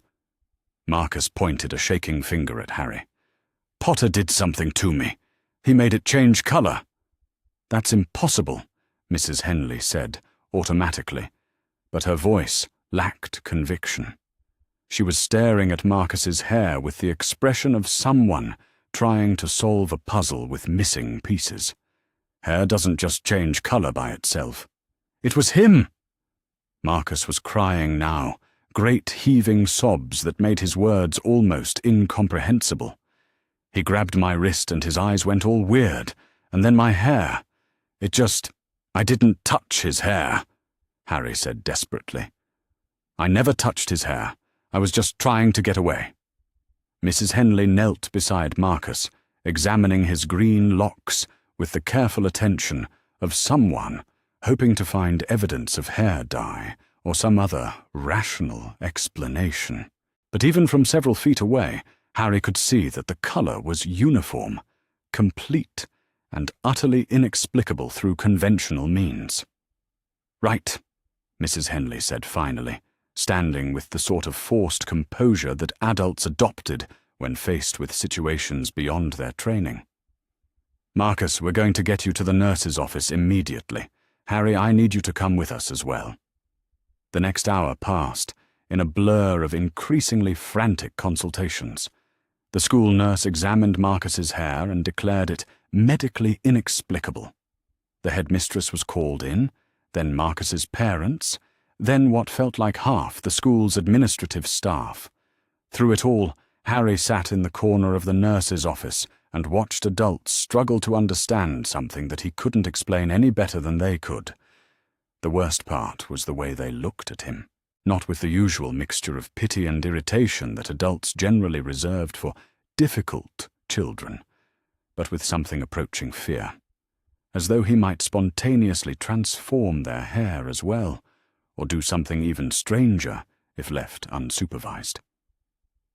By the time Uncle Vernon arrived at the school, the story had been told and retold so many times that it had taken on the quality of legend. Marcus Bellwether's hair had changed from brown to green instantaneously, without chemical intervention, while he was arguing with Harry Potter. No one could explain how it had happened, but everyone agreed that it was deeply unsettling. Uncle Vernon listened to the headmistress's account with the sort of terrible stillness that meant someone was going to suffer for this humiliation. When she finished speaking, he turned to look at Harry with eyes that promised consequences beyond anything the school could imagine. I see, he said quietly. And you're certain that Harry was involved in this incident? Well, he was present when it occurred, the headmistress replied carefully. Though I must stress that we have no idea how such a thing could have happened. Perhaps if you could suggest— I'll handle this, Vernon interrupted, his voice carrying the finality of a door slamming shut. Harry, get your things. We're leaving. The drive home passed in absolute silence, but it was the sort of silence that vibrated with suppressed rage. Harry sat in the back seat and watched familiar streets scroll past while Uncle Vernon's knuckles turned white on the steering wheel. In the rearview mirror, Harry could see his uncle's face, and what he saw there made his stomach turn to ice. This was worse than the time Harry had accidentally gotten on the school roof, worse than when his hair had grown back overnight after Aunt Petunia's disastrous attempt to cut it short, worse than any of the small, inexplicable incidents that had marked Harry's childhood and earned him increasingly severe punishments. This had happened in public, in front of other children, teachers and parents. This would be talked about, remembered, possibly even reported to authorities who might ask uncomfortable questions about why strange things always seemed to happen around the Potter boy. When they reached Privet Drive, Vernon parked in the garage and sat for a moment without moving. Harry could hear him breathing, slow and deliberate, like someone trying to control homicidal rage through force of will. Inside, Vernon said finally. Now. Harry climbed out of the car on unsteady legs and followed his uncle into the house. Aunt Petunia was waiting in the kitchen, her face pinched with the sort of anticipatory anxiety that meant she already knew something terrible had happened. "Well?" she asked, The boy, Vernon said with deadly calm, performed his freakishness in front of half his school, made another child's hair change colour through whatever devil's tricks he's been hiding from us. Petunia's face went ashen. In public? Vernon, if someone reports, no one's going to report anything, because we're going to make sure this never happens again. Vernon's gaze fixed on Harry with the intensity of someone planning violence. You are going to learn, once and for all, that freaky behaviour will not be tolerated in this house. Harry opened his mouth to protest that he didn't know how it had happened, that he couldn't control whatever had changed Marcus's hair, that he was sorry and would never do it again if someone would just explain how to stop it. But the words died in his throat as Vernon took a step toward him. The blow, when it came, was harder than any Harry had ever received. Vernon's open hand struck him across the face with enough force to send him sprawling across the kitchen floor, his glasses flying off and skittering under the table. Before he could recover, Vernon's hands were on him, dragging him across the linoleum toward the cupboard under the stairs. You want to act like a freak? Vernon snarled as he yanked open the cupboard door. Fine, you can live like one too. Harry found himself shoved into the cramped space with bruising force, his shoulder striking the back wall hard enough to bring tears to his eyes. The door slammed shut before he could scramble to his feet, and he heard the lock click into place with the finality of a coffin lid closing. This is where you'll stay, Vernon's voice came through the door, muffled but still audible. For the rest of the summer. No school, no fresh air, no playing with the normal children. Just you and the dark, until you learn to keep your freakishness to yourself. Harry pressed himself against the door, feeling for his broken glasses in the darkness. Uncle Vernon, please. I don't know how it happened. I didn't mean to. Quiet! Vernon's fist hammered against the door hard enough to make the frame shake. You'll get water twice a day, and food when I remember you deserve it. Maybe spending the next month in there will teach you what happens to freaks who embarrass this family. Footsteps moved away from the door, followed by the sound of heated conversation between Vernon and Petunia in the kitchen.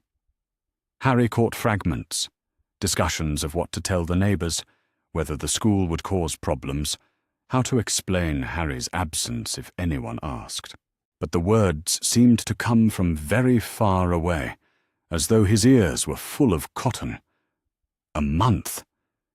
Vernon had said a month.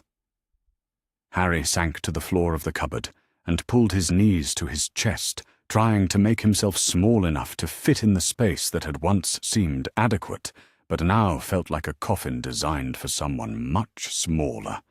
His face throbbed where Vernon had hit him, and his shoulder ached from striking the wall, but the physical pain was nothing compared to the crushing realization of what had just happened.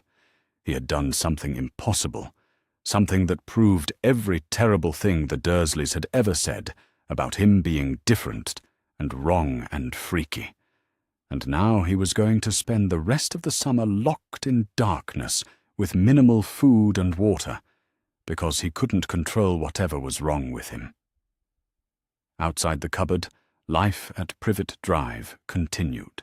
He could hear Dudley's television programs, Petunia's movements in the kitchen, Vernon's evening routine of newspaper reading, and muttered complaints about the state of the world. But for Harry, the world had shrunk to a space barely large enough to lie down in, lit only by the thin line of light that crept under the door. On the first day, he told himself Vernon would calm down and let him out before dinner. On the second day, he convinced himself that Aunt Petunia would intervene with cooler thinking.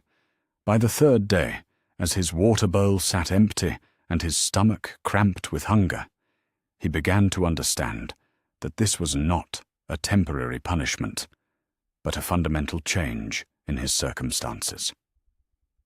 The boy who lived was going to spend the remainder of his childhood locked in a cupboard, slowly starving because he couldn't control the freaky magic that made him different from everyone else.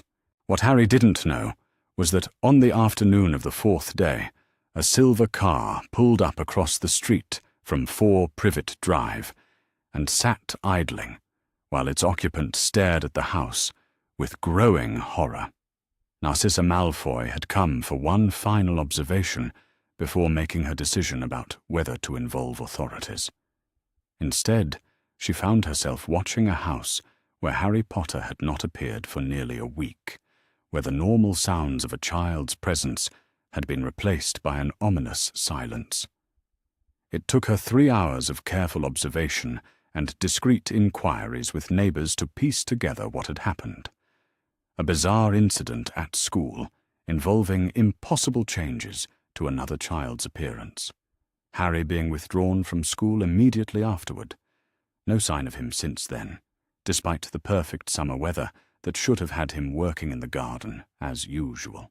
When she finally understood that Harry Potter was being kept prisoner in his own home, locked away like a dangerous animal, because he had displayed the sort of accidental magic that every wizard child experienced, Narcissa felt something break inside her chest. She drove home to Malfoy Manor in a state of cold, crystalline rage that made everything else in her life feel insignificant by comparison. Lucius was away on ministry business. Draco was visiting his paternal grandmother. The house was empty, except for the house elves who served the family with silent efficiency. Perfect. She walked into her study, sat down at her desk, and began making a list. Not of people to contact or authorities to notify, but of everything she would need to remove Harry Potter from Privet Drive permanently. The wizarding world's most celebrated child was locked in a cupboard like a house elf, being starved and brutalized for the crime of being magical. If the authorities wouldn't protect him, if Dumbledore wouldn't save him, if the institutions that were supposed to safeguard magical children had failed so catastrophically, then she would handle the matter herself. Some things, Narcissa realized, were more important than political safety or social conventions or even family harmony. Harry Potter needed rescuing, and she was going to provide it. Tonight. Narcissa Malfoy had always believed that darkness was the natural state of the world, with light existing only in brief, precious intervals that made the surrounding shadows more tolerable. But as she stood on Privet Drive at 11:30 on a moonless night, dressed in travelling robes that moved like liquid shadow, and carrying her wand openly for the first time in years, she understood that some darkness was man-made and infinitely more terrible than anything nature could devise. Number 4 squatted among its identical neighbors like a malignant growth, its windows dark except for the blue flicker of a television in what she assumed was the sitting room. The Dursleys were home, settled into their evening routine of willful ignorance and casual cruelty, while somewhere inside their house, Harry Potter was locked in a space barely large enough for storage. "Dippy," she called softly, and a house elf appeared beside her, with the silent efficiency that made their magic so useful for clandestine operations. "Mistress calls? Can you sense the magical child inside this house?" Dippy's enormous eyes grew even larger as she concentrated, her ears twitching with effort. "Yes, mistress. Small wizard is in pain. Small wizard is very afraid. Small wizard is—" She paused, her expression becoming troubled. "Small wizard is locked in very small space. Dippy can feel the walls pressing close." Narcissa felt something cold and sharp settle in her chest. She had known intellectually that Harry was imprisoned, but having a house elf confirm the physical reality, a magical child locked in a space so confined that it could be sensed from outside the house, made her hands shake with rage. "Very well. When I give the signal, you will retrieve the child and transport him immediately to the guest bedroom at the manor. Apply whatever healing magic is necessary to stabilize him, but do not attempt complex treatments until I arrive. If he resists or seems frightened, tell him." She paused, considering what words might comfort a child who had never known safety. "Tell him that his friend Draco's mother has come to help." "Yes, mistress. Dippy will protect the small wizard." Narcissa walked up the front path with the measured pace of someone who had made an irreversible decision and felt the peculiar peace that came from choosing action over deliberation. She was about to commit several crimes: breaking and entering, assault, kidnapping, and possibly worse depending on how the Dursleys chose to respond, but she felt calmer than she had in weeks. The doorbell chimed with artificial cheerfulness in the night air. Inside the house, she heard movement, muttered conversation, and finally heavy footsteps approaching the front door. "Who the devil?"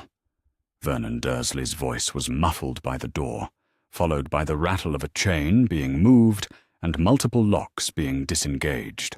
When the door swung open, his face appeared in the gap, puffy with sleep and frowning with the irritation of someone whose evening routine had been interrupted. "Mr. Dursley," Narcissa said calmly. "We met briefly at the school play. I am here to collect Harry Potter." Vernon blinked several times, his mind clearly struggling to process both her unexpected appearance and her stated purpose. "It's nearly midnight. What are you talking about? Harry's not going anywhere." "I'm afraid he is. You see, I have recently discovered that Harry Potter, a magical child under the protection of wizarding law, is being systematically abused by his legal guardians. As a member of a noble house with ancient rights regarding the protection of endangered magical children, I am invoking those rights and removing him from this house immediately." Vernon's face went through several color changes as he processed her words. "Magical? What kind of nonsense?" "The kind of nonsense," Narcissa interrupted, raising her wand so that its tip rested gently against Vernon's throat. "That allows me to do this." The tip of her wand began to glow with soft blue light, and Vernon stumbled backward into his own hallway with an expression of absolute terror. Behind him, Petunia's sharp face appeared at the kitchen doorway, her eyes immediately fixing on the wand in Narcissa's hand. "Oh," Petunia whispered, all the color draining from her angular features. "Oh no, not again." "Again?" Narcissa stepped into the house without invitation, her wand now pointed generally in Vernon's direction, while her attention shifted to Petunia. "You've encountered magic before, Mrs. Dursley." "My sister," Petunia said faintly. "She was one of your sort. And when she died, they brought us the boy and said we had to." She trailed off, but her expression suggested she was remembering conversations that had not gone well. Ah. Narcissa felt another piece of the puzzle click into place. "So you have known all along that Harry is magical. You have known that the incidents you punish him for are natural expressions of his heritage. And you have chosen to abuse him anyway." "We don't abuse anyone," Vernon said, though his voice lacked conviction. "The boy is fed and housed and—" "The boy," Narcissa said with deadly calm, "is locked in a cupboard under your stairs after being violently assaulted for displaying accidental magic. He has been starved for nearly a week. He is 10 years old, Mr. Dursley, and you are systematically destroying him for the crime of being what he was born to be." "How could you possibly—" Vernon began, then stopped as understanding dawned. "You've been watching us. Spying. I have been protecting a child that you have failed to protect. Where is he?" Vernon's jaw set with the stubborn defiance of a man who refused to acknowledge that his authority was being challenged. "He's being punished for embarrassing this family with his freakish behavior. He'll stay where he is until he learns—" Vernon's words cut off abruptly as Narcissa flicked her wand in a sharp, precise motion. His mouth continued moving, but no sound emerged, his eyes bulging with panic as he realized he could no longer speak. "I did not come here to negotiate," Narcissa said, conversationally. "Mrs. Dursley, you will take me to Harry immediately, or I will find him myself, and you will discover exactly how protective a witch can become when faced with child abuse." Petunia stared at her silently for a long moment, clearly calculating whether resistance would achieve anything beyond escalating the situation. Finally, she moved toward the cupboard under the stairs with jerky, reluctant steps. "He's been difficult lately," Petunia said, as she fumbled with the lock on the cupboard door. "Ever since that incident at school, Vernon thought it best to make sure it didn't happen again. By locking him in a space designed for cleaning supplies, it's only temporary, until he learns to control himself." The lock clicked open, and Petunia pulled the door wide. What Narcissa saw in the space beyond made her stomach lurch with horror and fury. Harry Potter was curled in the back corner of the cupboard, his knees drawn up to his chest and his arms wrapped around his legs in a position that spoke of someone trying to take up as little space as possible. His clothes, the same shirt and trousers he had worn to school nearly a week ago, were wrinkled and stained, and he was so thin that his collarbones stood out sharply beneath the fabric. But it was his face that made Narcissa's hands shake with rage. Hollow cheeks, dark circles under his eyes, and the particular greyish pallor that came from dehydration and malnutrition. "Harry." Narcissa knelt beside the cupboard opening, keeping her voice gentle despite the fury coursing through her veins. "Harry, it's Mrs. Malfoy, Draco's mother. I've come to help you." Harry lifted his head slowly, squinting in the sudden light from the hallway. When he saw her, confusion flickered across his features, followed by something that might have been hope. "Mrs. Malfoy, how did you get in?" "That's not important right now. What's important is getting you out of there. Can you stand?" Harry struggled to his feet, moving with the careful slowness of someone whose body was not functioning properly. When he emerged from the cupboard, Narcissa could see the full extent of his condition. He had lost weight he could not afford to lose. His hands shook slightly with weakness, and he moved as though every motion required conscious effort. "Now," Narcissa said, turning back to face the Dursleys with Harry positioned safely behind her. "I am going to remove Harry from this house. You are not going to stop me. You are not going to contact any authorities. You are going to forget that this conversation ever happened, and you are going to be grateful that I am feeling merciful enough not to report your treatment of him to the wizarding authorities." Vernon made frantic gesturing motions with his hands, clearly trying to communicate despite his magically imposed silence. Petunia, however, seemed to have found her voice. "You can't just take him," she said shrilly. "We're his legal guardians. He belongs here. Dumbledore said—" "What did Dumbledore say?" Petunia's mouth snapped shut as she realized she had revealed more than intended. But Narcissa's wand was still pointed in her general direction, and the expression on the witch's face suggested that silence would be significantly more dangerous than honesty. He said the boy had to stay with blood relatives, for protection. That magic would keep him safe as long as he lived with family. Petunia's voice dropped to a whisper. He said it was necessary, that Harry had to consider this place home, no matter what. "No matter what," Narcissa repeated, and her voice carried a chill that made both Dursleys step backward. Even if that home became a prison, even if his family became his tormentors, even if the protection he needed was destroying him piece by piece. Behind her, she heard Harry's sharp intake of breath. "Magic," he whispered. "You said magic. That's not real." Narcissa turned to face him, seeing in his expression the wonder and terror of a child whose world had just expanded beyond all recognition. Oh, Harry, magic is very real, and you, my dear boy, are magical. What happened at school, with your classmates' hair changing colour? That was accidental magic. It's something all young wizards do when they're emotional or frightened. I'm not a wizard, Harry said faintly. I'm just a freak. Uncle Vernon says... Uncle Vernon, Narcissa interrupted gently, has been lying to you your entire life. You are not a freak. You are not wrong or broken or dangerous. You are a magical child who has been criminally mistreated by people who should have protected you. She raised her wand, and with a simple gesture, conjured a small ball of light that hovered between her fingers like a captured star.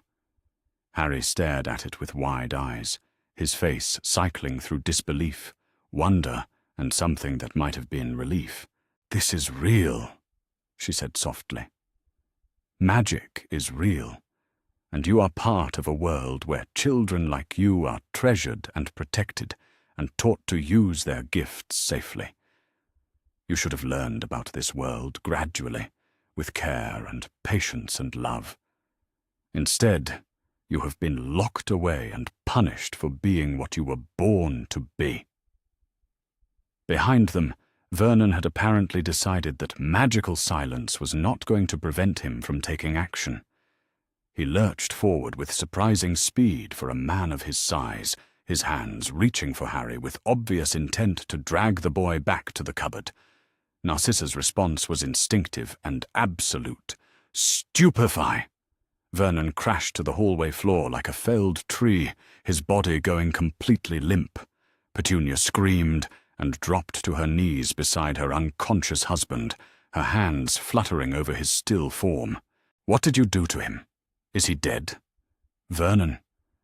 Vernon." "He's stunned. Not dead," Narcissa said calmly. "He will wake in several hours with a headache and no memory of the past few minutes, which is more consideration than he has shown Harry." She turned back to Harry, who was staring at his unconscious uncle with a mixture of shock and something that looked suspiciously like satisfaction. "Harry, I need you to listen carefully. I am going to take you away from here. You will be safe, properly fed, and given medical attention for what these people have done to you. Do you understand?" Harry nodded mutely, though she could see him struggling to process everything that had happened in the past few minutes. Behind them, Petunia continued to sob over Vernon's unconscious form. "Please," Petunia said without looking up, "please don't hurt us. We were only doing what we were told. Dumbledore said it was necessary." "Mrs. Dursley," Narcissa said quietly, "if I ever discover that you have harmed another child, any child, I will return, and I will not be nearly so restrained. Do you understand me?" Petunia nodded frantically. "Dippy!" Narcissa called, and the house elf appeared instantly beside Harry. "Time to go, mistress?" "Indeed. Harry, Dippy is going to transport you somewhere safe. I will follow shortly. Do not be afraid. House elf magic is perfectly safe." Harry looked at the house elf with the sort of amazement that suggested his capacity for shock had been thoroughly exceeded. What is she?" "A house elf," Narcissa said gently. "A magical being who works for my family. She's going to help you." "Small wizard needs healing," Dippy said, studying Harry with professional assessment. Dippy can feel the hurt in his body. "We'll fix." "I don't understand any of this," Harry whispered. "You will," Narcissa promised. "But first, you need food and rest and medical attention. Everything else can wait until you're stronger." She nodded to Dippy, who placed one small hand on Harry's arm.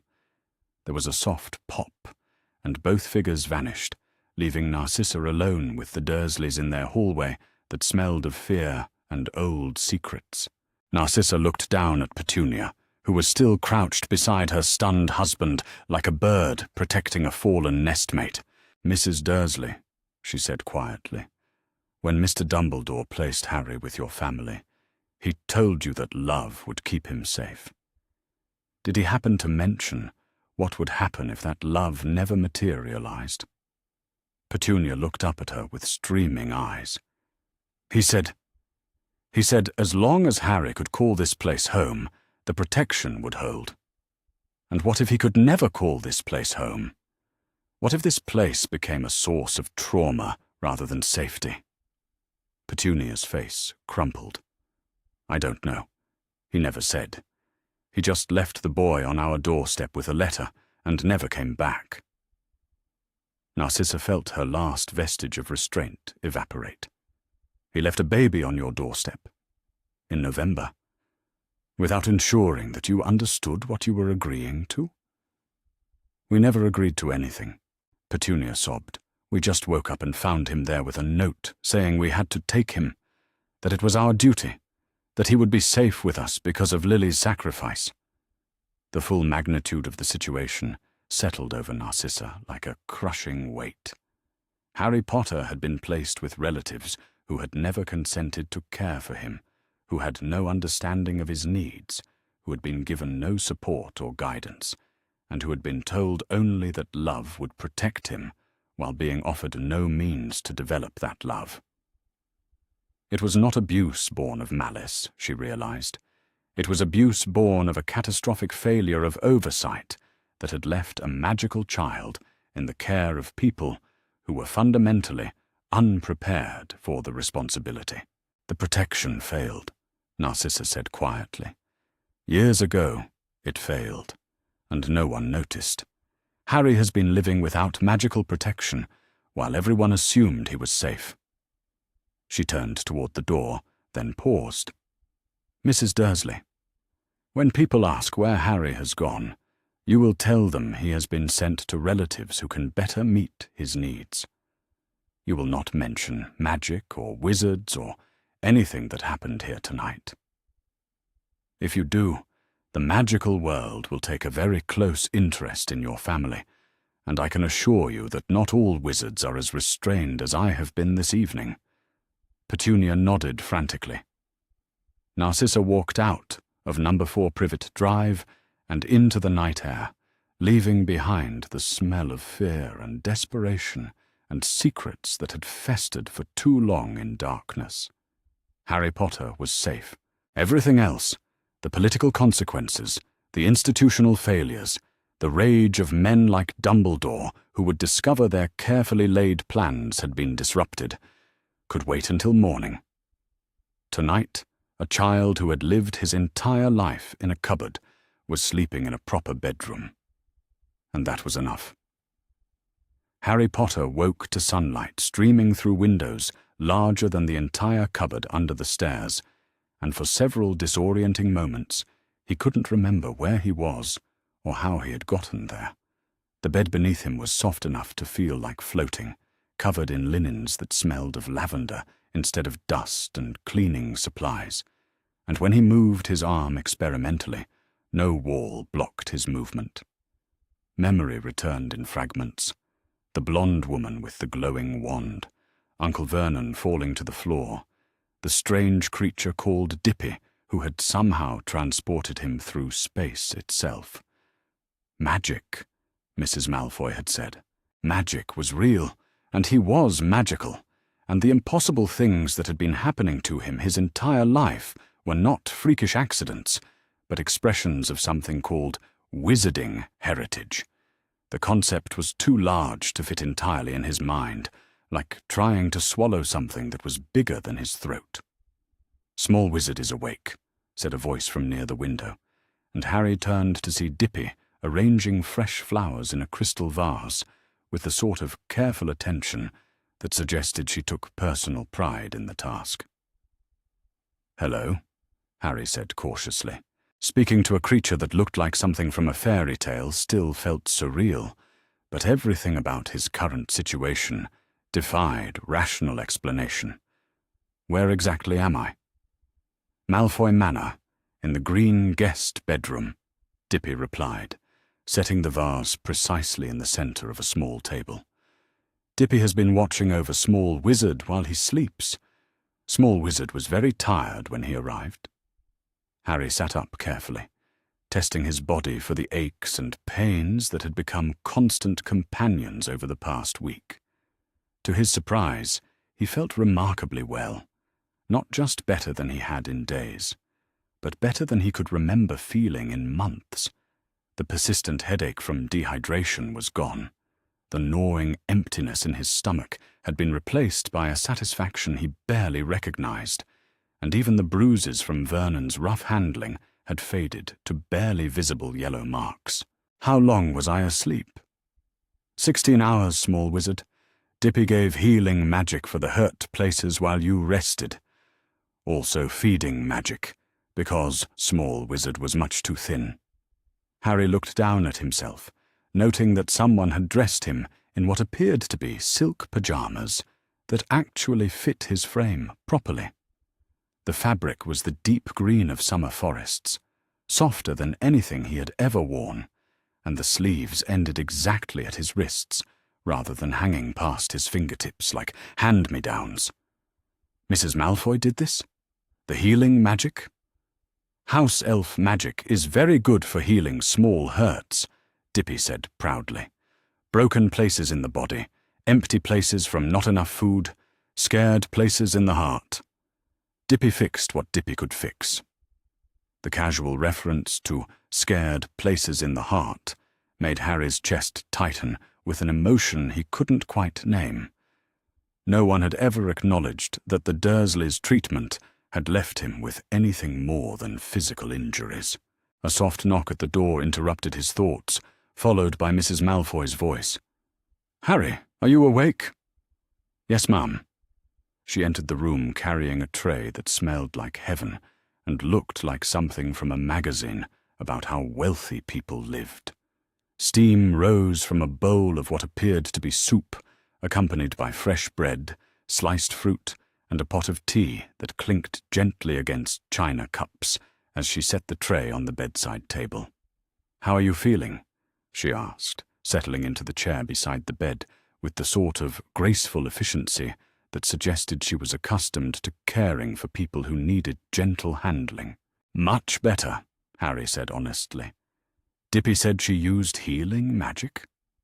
"House elf magic is particularly effective for treating malnutrition and dehydration," Narcissa said, ladling soup into a bowl and offering it to him with a spoon that felt substantial enough to serve as a small weapon.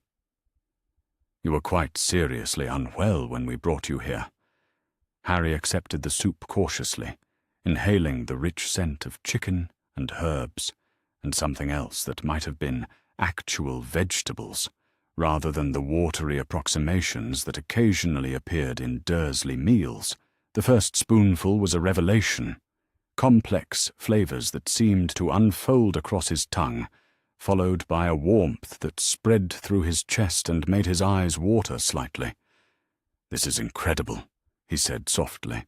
"It's only soup," Narcissa replied, but there was something pleased in her expression. "When did you last have a proper meal, Harry?"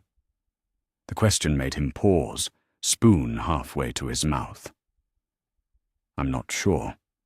Before the incident at school, I suppose. Uncle Vernon said—" He trailed off, remembering that Uncle Vernon's opinions about Harry's worthiness to eat regular meals might not be shared by people who considered magic normal rather than freaky. "Yes?"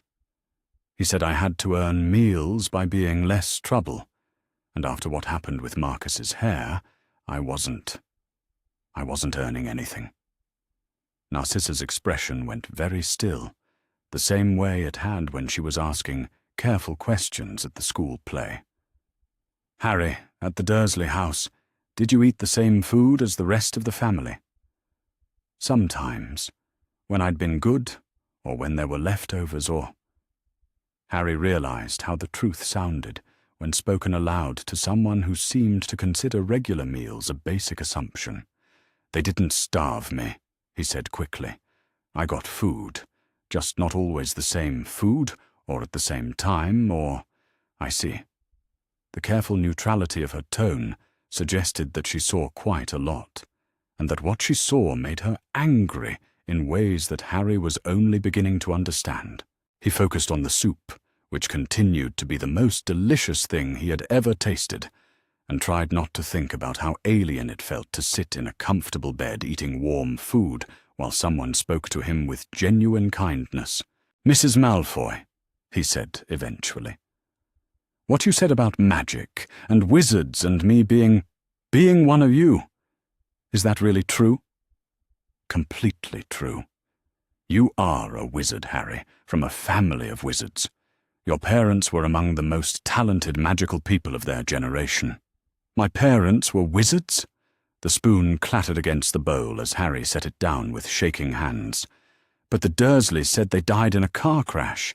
They said my father was a drunk and my mother was a freak who got herself killed because she didn't know how to behave properly." Something dangerous flickered across Narcissa's features. "Your parents were murdered by a dark wizard when you were 15 months old. They died protecting you, Harry, not because of any failing on their part.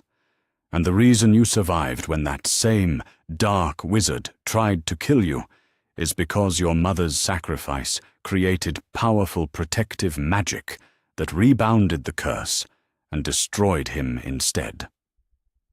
The room went very quiet, except for the gentle ticking of a clock on the mantelpiece.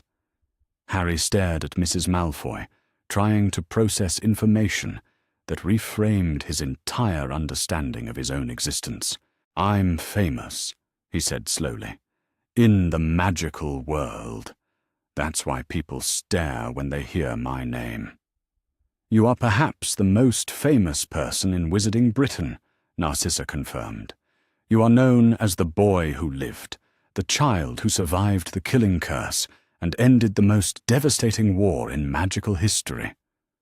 "And the Dursleys knew this?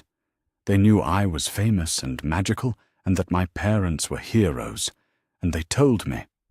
They lied to you about everything that mattered."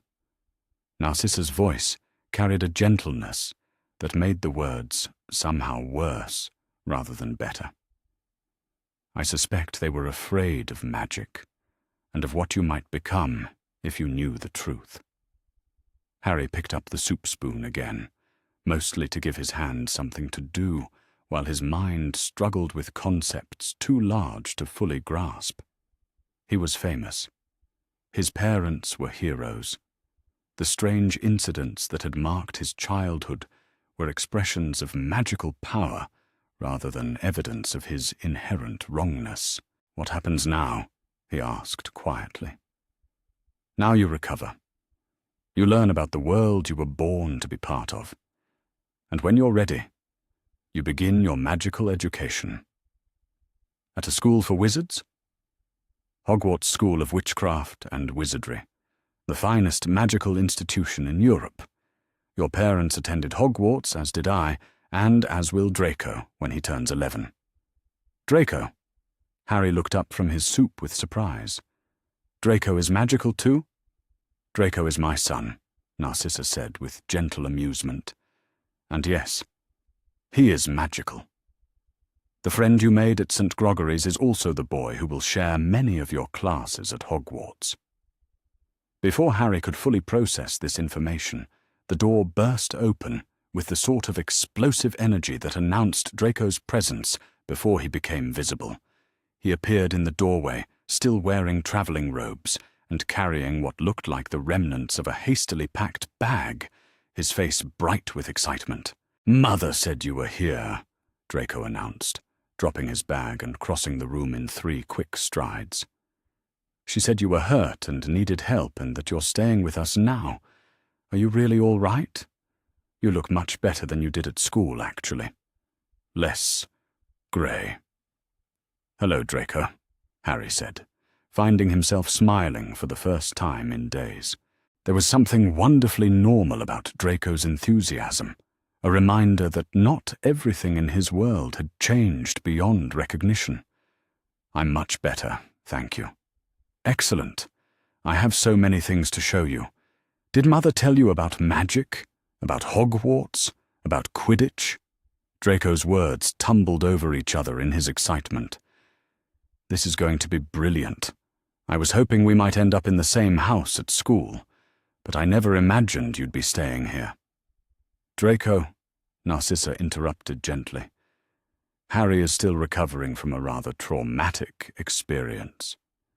Perhaps you could let him finish his meal before overwhelming him with information about the wizarding world." "Right, of course."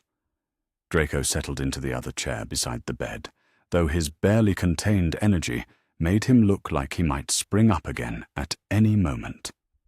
"But Harry, this is going to be the best summer ever. You'll see." Looking at Draco's eager face, Harry felt something that might have been hope stirring in his chest.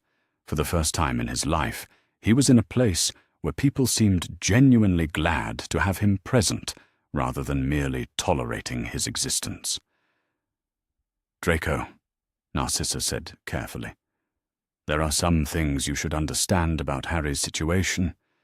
He has been unwell, and there may be people who will be unhappy about his staying with us." "What sort of people?" The question came from the doorway, spoken in a voice that made both Harry and Draco turn immediately toward the source. A tall man with long, pale hair stood framed in the doorway, his traveling cloak still fastened, and his expression unreadable. Even without introduction, Harry knew this had to be Lucius Malfoy, Draco's father and Narcissa's husband. "Father!" Draco jumped up from his chair with obvious delight. "You're home early. Did Mother tell you about Harry staying with us?" Lucius's gaze moved slowly around the room, taking in the breakfast tray, the comfortable domesticity of the scene, and finally settling on Harry with an intensity that made him want to shrink back into the pillows. "Indeed she did," Lucius said quietly.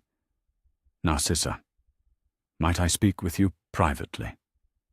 "Of course." "Draco, why don't you help Harry finish his breakfast and perhaps show him some of your books about Hogwarts? I'll be back shortly."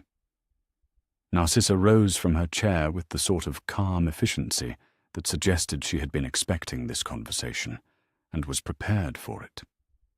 She followed Lucius from the room, closing the door behind them with a soft click that somehow sounded ominous.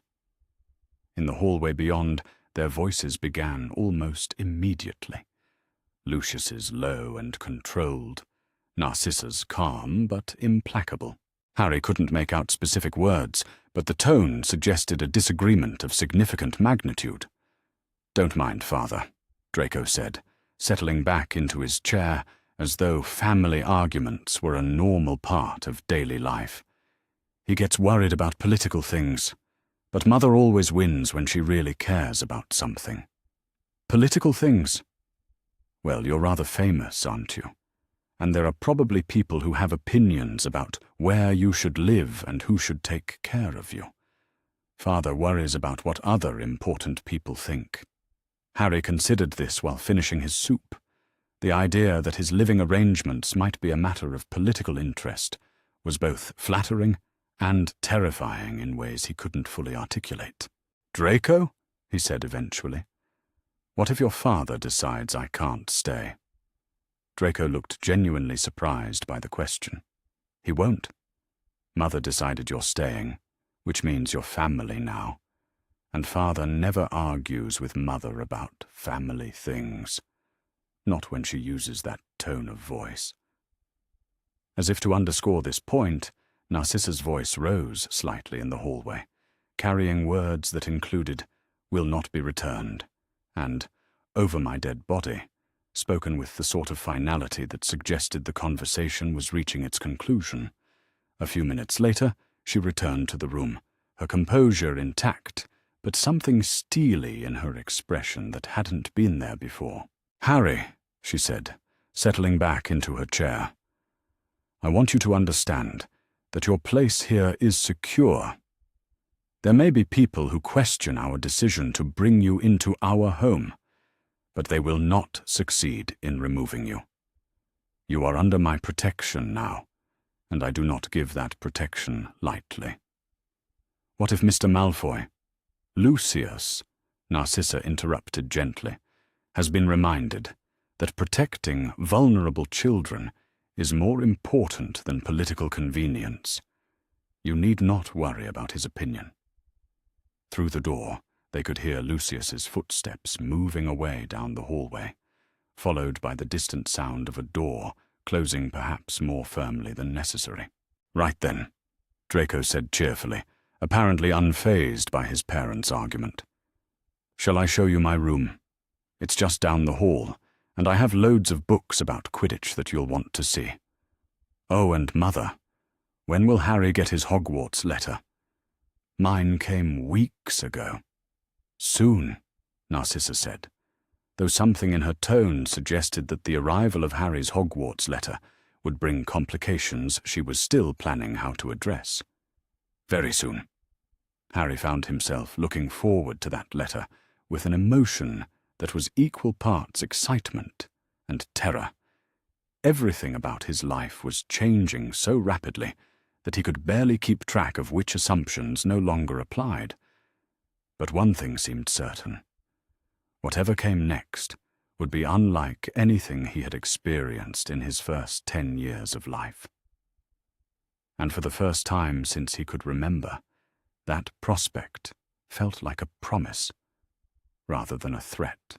Come on, then, Draco said, standing and offering Harry his hand. Let's go see your new home properly. Harry took the offered hand and allowed himself to be pulled to his feet, marveling at the simple fact that someone wanted to show him around, wanted to share their space with him, wanted his company rather than merely tolerating his presence. As they walked toward the door together, Narcissa watching them with an expression of quiet satisfaction, Harry realized that whatever political complications his presence might create, he was for the first time in his life in a place where people seemed determined to protect him rather than endure him. It was, he thought, the best feeling he had ever experienced. The morning that changed everything began with the sort of peaceful routine that Harry Potter was still learning to trust. He had woken in the green guest bedroom, which Narcissa had begun referring to as your room with increasing frequency, to the smell of fresh bread and the sound of house elves preparing breakfast in the kitchens below. 3 days at Malfoy Manor had established patterns that felt miraculous in their ordinariness. Meals served at regular intervals, clothes that fit properly, and adults who spoke to him as though his opinions might matter. He was finishing his second helping of eggs, still marveling at the concept of second helpings being offered rather than grudgingly permitted, when the morning air suddenly thrummed with magical energy that made the fine hairs on his arms stand upright. Diplomatic arrival, Lucius said quietly from across the breakfast table, setting down his copy of the Daily Prophet with the sort of deliberate calm that suggested he had been expecting this moment. Multiple signatures, formal delegation. How many? Narcissa asked, though her voice carried the resigned tone of someone who already knew the answer would be troublesome. At least 4. Possibly more. Lucius stood, straightening his robes with the fluid precision that preceded important negotiations. One of them is Albus Dumbledore. Harry's fork clattered against his plate as understanding settled over him like ice water. The peaceful morning, the sense of security he had been carefully building, the hope that perhaps his new life could continue without interference from the outside world, all of it had been temporary, borrowed time that was now coming to an end. "He's come to take me back," Harry said, the words emerging as a statement rather than a question, because he could see the confirmation in both Malfoy's expressions. "He can try," Narcissa replied with quiet steel in her voice. "That does not mean he will succeed." The front doorbell chimed with the sort of authoritative persistence that suggested its operator would not be ignored. Through the breakfast room windows, Harry could see several figures arranged on the front steps with the formal precision of a delegation that expected to be received immediately and without argument. "Right then," Lucius said, moving toward the door with the determined stride of someone preparing for battle. "Narcissa, perhaps I should be present for any conversation about Harry's welfare," Narcissa interrupted firmly. "This concerns our family now." "And Harry?" Draco asked from his seat beside his friend, his young face creased with worry. "What about what Harry wants?" The question hung in the air for a moment before Narcissa smiled with something that looked like fierce pride. "Draco is quite right. Harry, this is ultimately your choice. These people are going to try to convince you that you belong somewhere else, but you have the right to speak for yourself." Harry felt something flutter in his chest. Not fear, exactly, but the unfamiliar sensation of being asked to advocate for his own interests. 10 years of living with the Dursleys had taught him that his preferences were irrelevant to adult decisions about his life. Having someone suggest that his voice might carry weight in determining his own future was both thrilling and terrifying. What if they don't listen? "Then we make them listen," Lucius said, with the sort of calm certainty that came from years of navigating political complexities. "But first, let us see what they have to say." The delegation that assembled in the manor's formal sitting room was more impressive than Harry had expected, and more intimidating than he had feared. Albus Dumbledore commanded immediate attention despite his advanced age, his long silver beard and half-moon spectacles creating an aura of benevolent authority that seemed to fill the available space. Beside him stood a stern woman in emerald robes, who carried herself with the rigid posture of someone accustomed to maintaining discipline in large groups of children. 2 ministry officials flanked the group, one taking notes with a quill that moved across parchment without human guidance, the other studying the manor's interior with the calculating assessment of someone cataloguing valuable assets. "Mr. and Mrs. Malfoy," Dumbledore said, with the sort of courteous warmth that seemed genuine, but somehow failed to reach his eyes. "Thank you for receiving us on such short notice. I believe you understand why we are here." "I believe you are here," Narcissa replied with matching courtesy, "to discuss Harry Potter's welfare, a subject about which we have considerable concerns." "As do we all," Dumbledore agreed, his gaze moving past the adults to settle on Harry with an intensity that made the boy want to step backward. "Harry, my dear boy, I cannot tell you how relieved I am to see you safe. When we discovered you had been removed from Privet Drive, we feared the worst." "Removed," Harry repeated carefully. "Is that what you're calling it?" "Well, yes. You were taken from your legal guardians without proper authorization, which constitutes a form of kidnapping under both wizarding and Muggle law.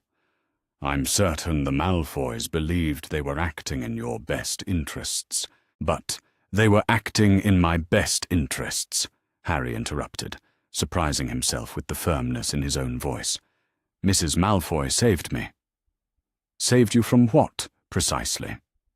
The question carried a gentle challenge that suggested Dumbledore already knew the answer and was testing whether Harry would provide it honestly. Harry glanced at Narcissa, who gave him an encouraging nod. "From starving in a cupboard," Harry said quietly. "From being punished for things I couldn't control. From people who thought I was a freak who needed to be kept locked away from normal society." The stern woman, Professor McGonagall, Harry assumed from Narcissa's earlier descriptions, made a soft sound that might have been shock or dismay. The ministry officials exchanged glances that suggested they were beginning to understand why this situation was more complex than a simple retrieval mission. "Harry," Dumbledore said gently, "I understand that your time with your relatives has been difficult. But you must understand that your placement with the Dursleys serves a purpose beyond simple childcare. Your mother's sacrifice created protections that can only function while you live with her blood relatives. As long as you can call Privet Drive home, those protections keep you safe from enemies who would otherwise hunt you without mercy. Enemies? Harry felt ice form in his stomach. What enemies? There are people in the wizarding world who blame you for their master's downfall, McGonagall said quietly. Death Eaters who served the Dark Wizard, your mother's sacrifice destroyed. They see you as a symbol of everything they lost, and they would not hesitate to harm you if they could reach you. Harry absorbed this information with the sort of detached calm that came from receiving too much life-changing news in too short a period. He was useless if the child dies from neglect before his enemies can reach him. Narcissa's voice carried the sort of controlled fury that made even Dumbledore pause. Professor, when did you last verify that Harry was safe and well cared for at Privet Drive? Mrs. Figg provides regular reports. Mrs. Figg is a squib with no magical training and no authority to intervene in cases of abuse, Lucius interjected, with the precision of someone who had researched the relevant law thoroughly. Her reports, which I have reviewed, consist primarily of observations that Harry appeared thin but functional, and quiet but obedient. Hardly the sort of detailed welfare assessment required for a child of his significance.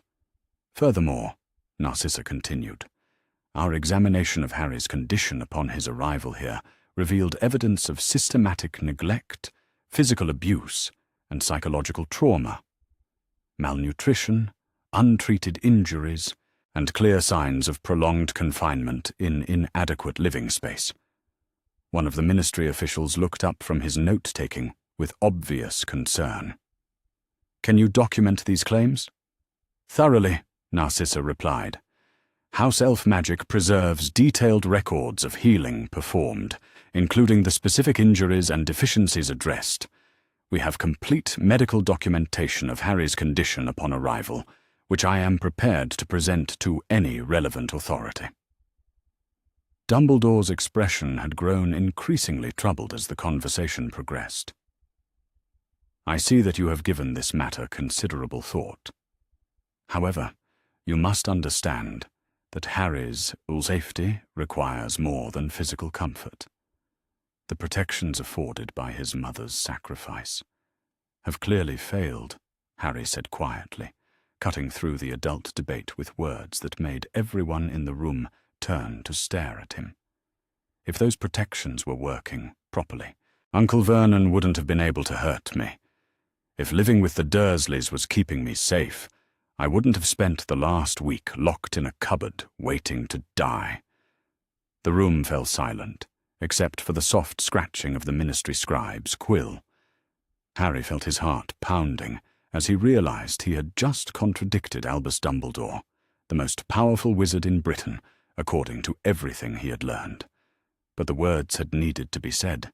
Harry, Dumbledore said gently, I understand your anger. But you must try to see the larger picture. Some sacrifices are necessary to prevent greater tragedies. Whose sacrifices? The question emerged with more heat than Harry had intended, but he found he couldn't stop the words from coming. You weren't the one sleeping in a cupboard. You weren't the one going without food because you couldn't control magic you didn't know you had. You weren't the one being told every day that you were a freak who didn't deserve to be alive. Harry. Draco's voice was quiet but firm, and when Harry looked at his friend, he saw something fierce and protective in the boy's grey eyes. You don't have to defend yourself to anyone. You're not going back there. We won't let them make you. Draco, McGonagall said, with the sort of patient authority that suggested she was accustomed to redirecting children who were speaking out of turn. This is a matter for adults to decide. No, it isn't. Draco stood, moving to stand beside Harry with the sort of unconscious solidarity that spoke of genuine friendship. Harry is the one who would have to live with whatever you decide. He's the one who knows what it was like at Privet Drive. His opinion matters more than anyone else's." McGonagall looked taken aback by the quiet conviction in Draco's voice, but it was Lucius who spoke next, his tone carrying a note of surprised pride. "The boy is quite right. We are discussing Harry's welfare as though he were a piece of property to be relocated, rather than a child with his own agency and preferences." Dumbledore turned to study Lucius with obvious interest. "Mr. Malfoy, I confess I am surprised to hear you advocating for Harry Potter's autonomy. Given your previous associations, I would have expected a different perspective." Something dangerous flickered across Lucius's features. "My previous associations, as you so delicately phrase them, taught me that children should not be sacrificed for adult political goals. Harry Potter was placed with abusive relatives to serve your conception of the greater good. That placement nearly killed him. If you wish to discuss moral authority, Headmaster, perhaps we should begin there." The accusation hung in the air like a curse, and Harry saw something that might have been guilt flicker across Dumbledore's aged features before being replaced by resigned determination. "I understand your anger," Dumbledore said quietly. "All of you. But you must understand that Harry faces threats beyond anything you have imagined. There are prophecies involved, ancient magic that requires specific conditions to function properly. If we disrupt those conditions carelessly—" "What prophecies?" Harry asked, but Dumbledore shook his head. "Some knowledge is too dangerous to share prematurely.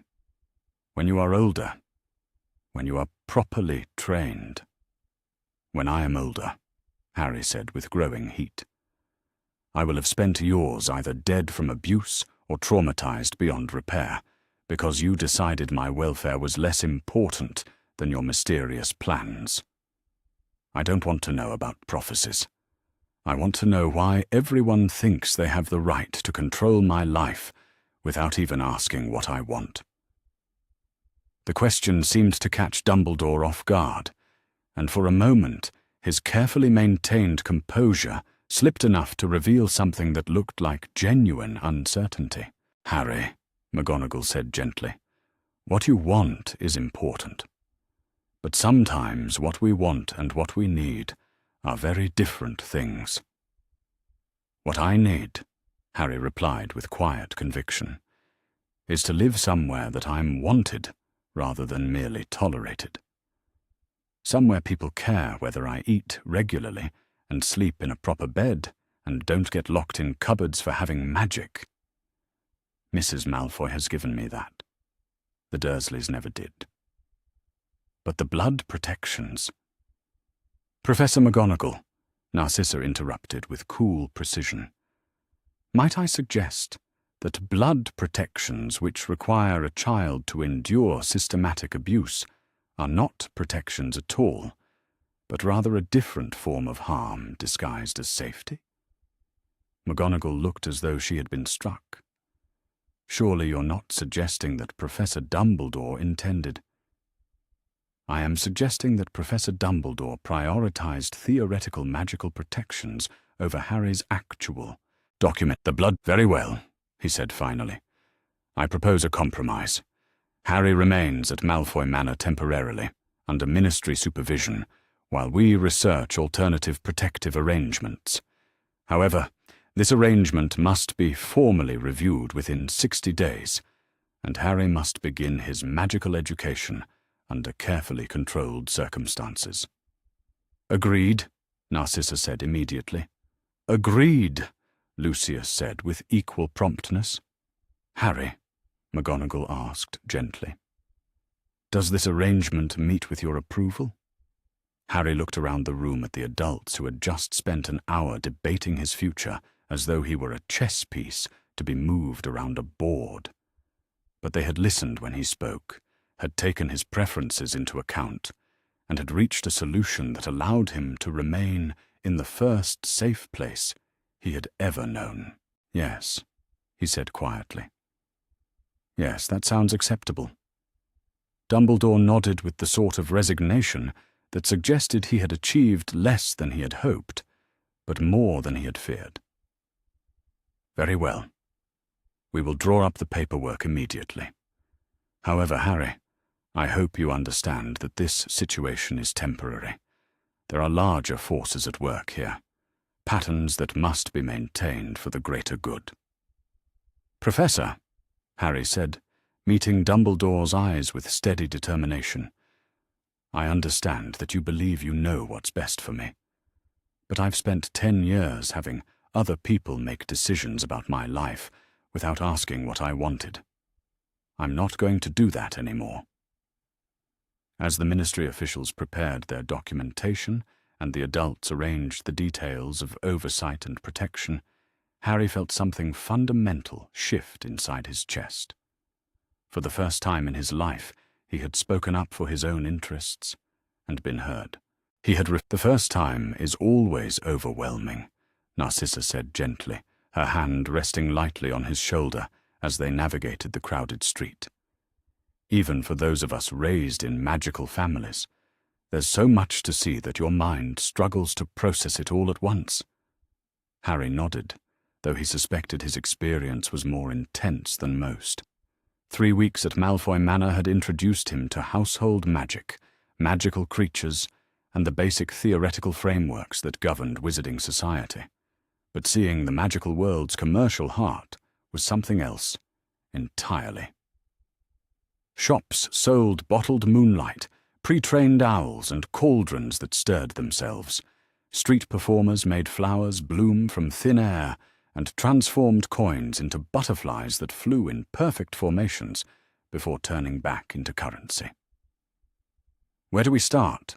Harry asked, consulting the list they had prepared that morning. Official custody papers had been finalized 2 days earlier, making Narcissa his legal guardian and Lucius his magical guardian under ministry oversight, an arrangement that had satisfied everyone except Dumbledore, who had departed Malfoy Manor with the expression of someone who had lost a battle, but not the war. "Gringotts," Lucius replied, gesturing toward the imposing white marble building that dominated one end of the alley. "You'll need access to your family vault for school expenses, and it's time you understood your financial inheritance." The concept of having money, actual money that belonged to him, rather than grudging allowances that came with strings attached, remained surreal enough that Harry struggled to believe it, even as they approached the bank's bronze doors. At Privet Drive, he had learned to expect nothing and be grateful for scraps. "The idea your inheritance from the Potter family estate," Griphook confirmed with goblin efficiency, "accumulated over several centuries of careful investment and magical innovation. Your parents were quite wealthy, Mr. Potter, and their investments have continued to grow during your minority." Harry had known intellectually that his parents had been successful people. Narcissa had told him they were respected wizards from prominent families.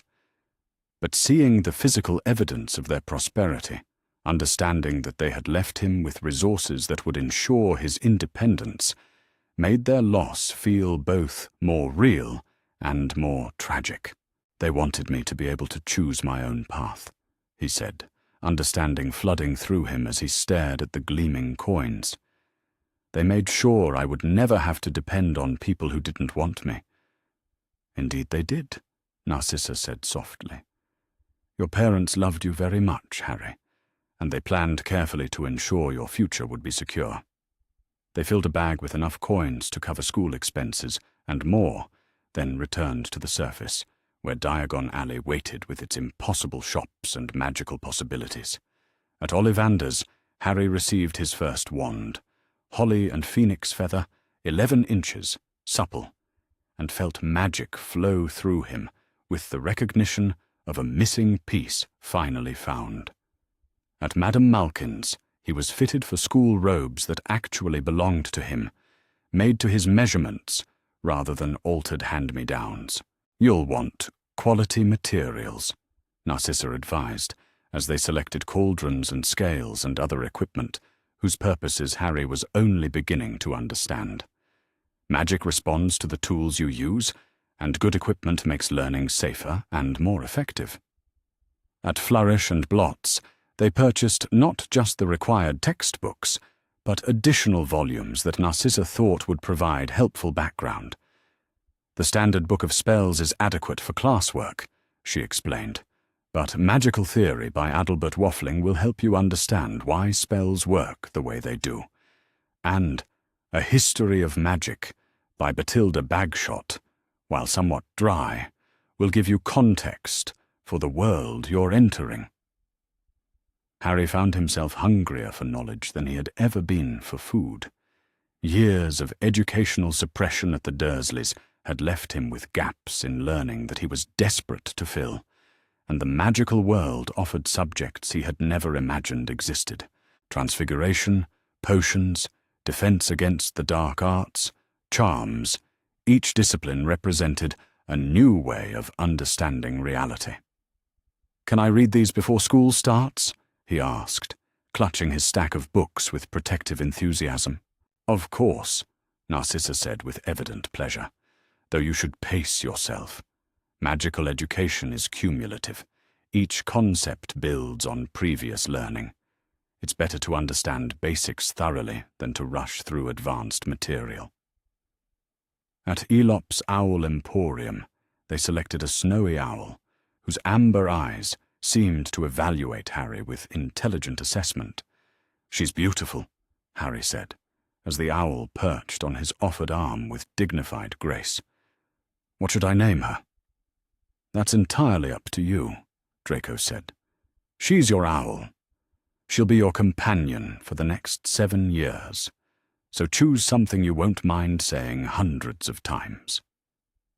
Harry studied the owl's regal bearing and pristine white feathers, thinking of snow and winter and the clean slate that his new life represented. "Hedwig," he said finally. "Her name is Hedwig." The owl hooted softly, as though approving of his choice, and Harry felt another piece of his new identity settle into place.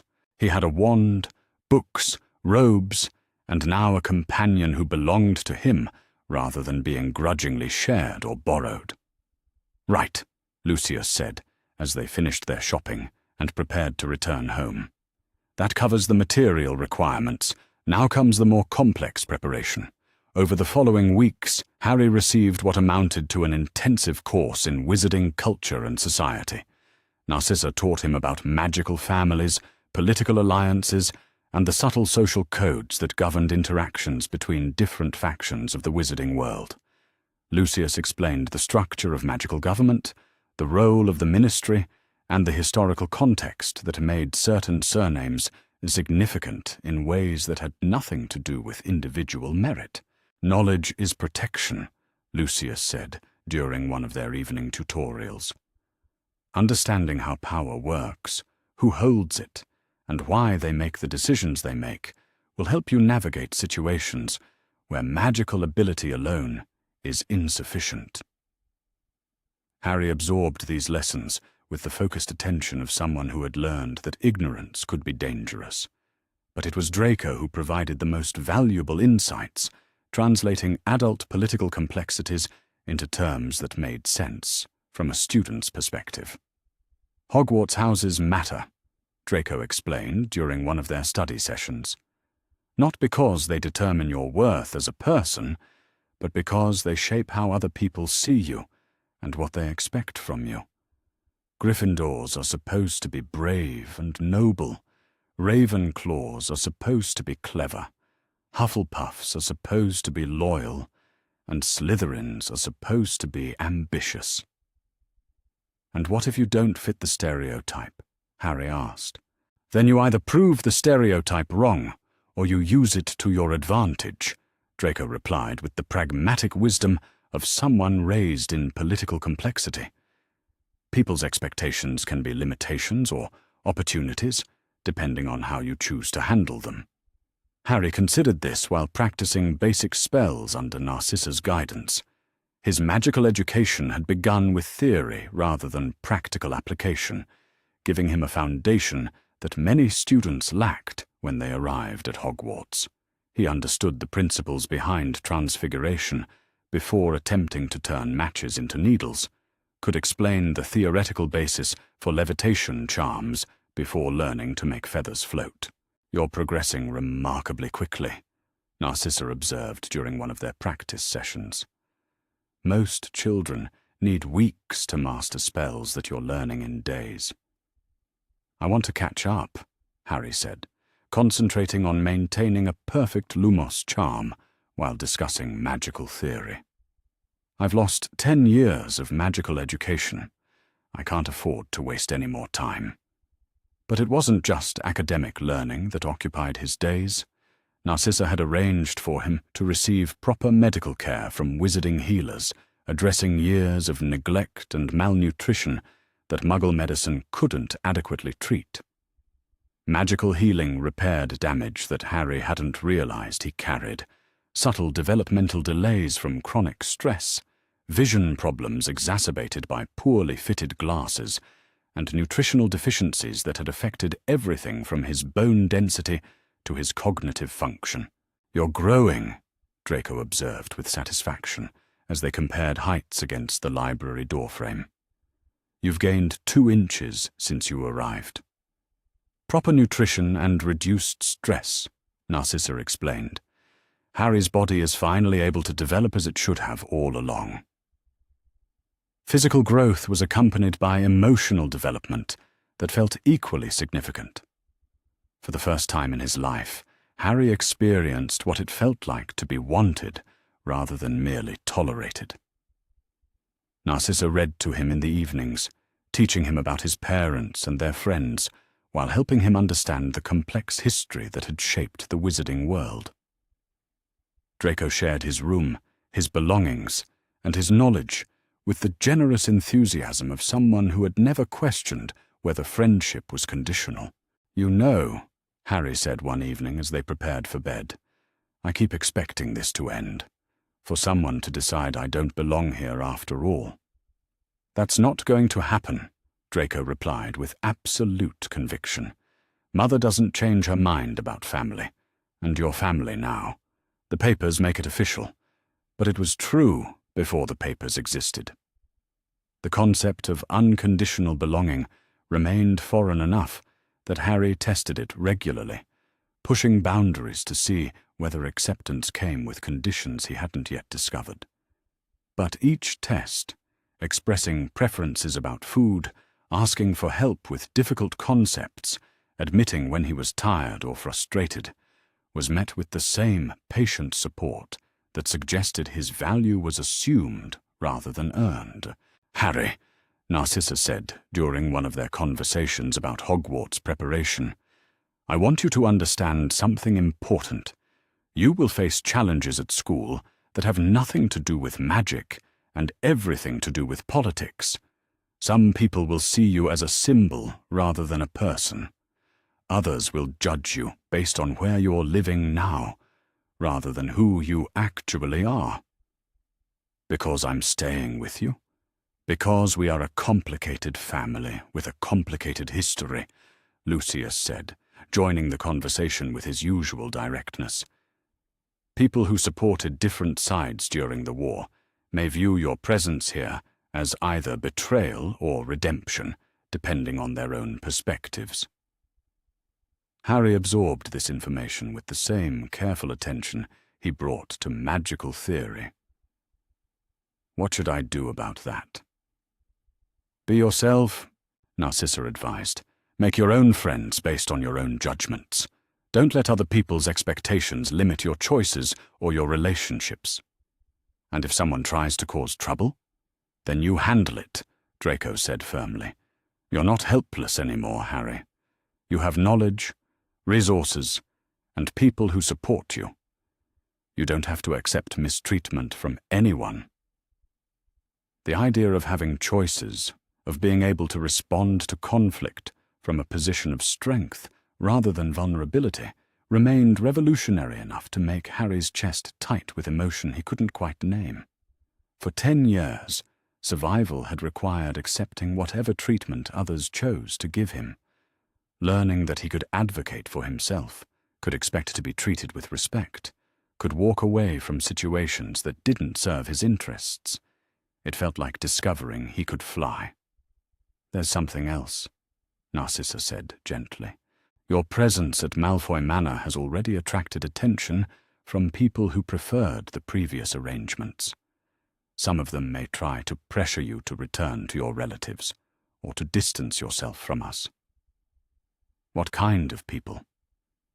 "People who believe that suffering builds character," Lucius said with distaste. "People who think that comfort corrupts and that hardship is morally superior to happiness. They're wrong, but they're also influential." Harry thought about this while practicing defensive spells under Narcissa's careful supervision. The idea that some people might actively prefer him to be miserable was both incomprehensible and infuriating, but it explained some of the resistance they had encountered from Dumbledore and others who seemed to think his welfare was less important than abstract principles. "I'm not going back," he said quietly, surprising himself with the steel in his own voice. "Whatever they say, whatever arguments they make, I'm not returning to Privet Drive." "Good," Narcissa replied with fierce satisfaction. "That's exactly the attitude you'll need to maintain when people try to convince you that you don't deserve happiness." As July drew toward its end, and his 11th birthday approached, Harry felt himself becoming someone he had never imagined he could be. Confident without being arrogant, curious without being desperate, loved without conditions or qualifications. The boy who had lived in a cupboard and believed he deserved nothing better was transforming into someone who expected to be treated with respect and had the knowledge and support necessary to ensure that expectation was met. When his Hogwarts letter finally arrived, delivered by a magnificent owl that seemed almost anticlimactic after everything else that had happened, Harry read it with excitement rather than disbelief.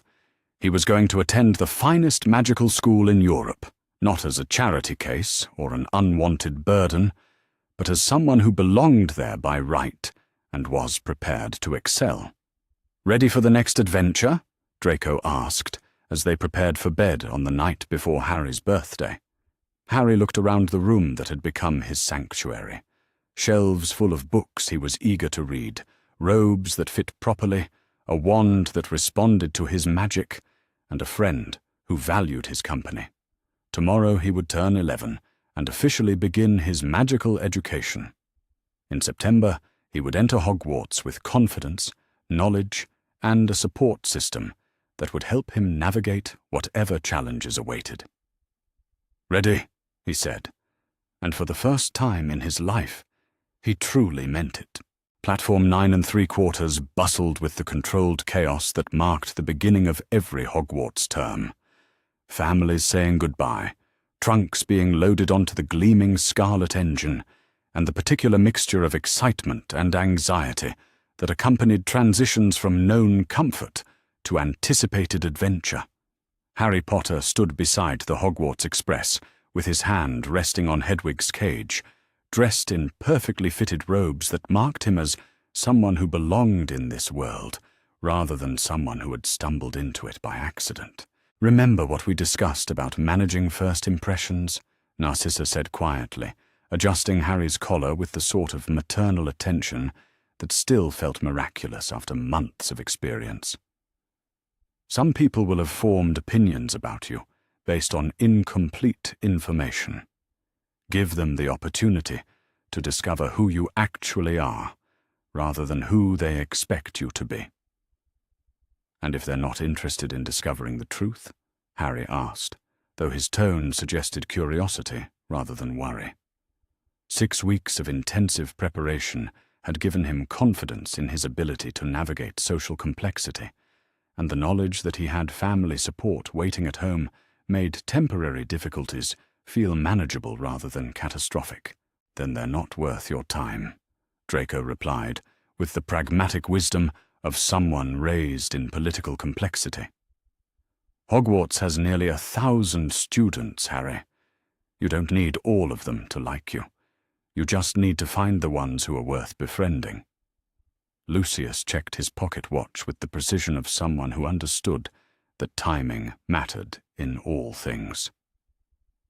The express departs in precisely 10 minutes.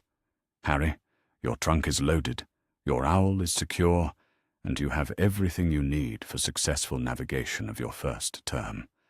Trust your preparation and your judgment. Harry nodded, feeling the sort of calm confidence that came from knowing he was as ready as careful planning could make him. His trunk contained not just the required textbooks, but additional volumes that would give him advantages his classmates wouldn't possess. His robes were well made and properly fitted. His wand responded to his magic with the reliability that came from weeks of practice. More importantly, he understood the political landscape he was entering and had strategies for managing the inevitable complications that would arise from his unconventional living arrangements. "Right then," he said, embracing Narcissa with the natural ease that had developed over their months together. "I'll write regularly and let you know how everything progresses." "See that you do," she replied, though her smile suggested pride rather than concern. "And remember that your place at Malfoy Manor is permanent, regardless of what happens at school. Hogwarts is your education, but home is where you return." The concept of having a permanent home, a place where his return was anticipated with pleasure rather than reluctantly tolerated, remained wonderful enough to make Harry's chest tight with emotion. He climbed aboard the express with Draco, found a compartment near the middle of the train, and settled in for the journey that would carry him into the next phase of his carefully reconstructed life. The first indication that his presence on the train was generating unusual interest came during the journey's opening hour, when students began finding excuses to walk past their compartment. Some were obviously curious, craning their necks to catch glimpses of the famous Harry Potter. Others seemed more calculating, studying the dynamic between Harry and Draco with the sort of attention that suggested they were trying to understand political implications. "Is that really him?" Harry heard a girl whisper to her companion as they passed in the corridor. "Harry Potter.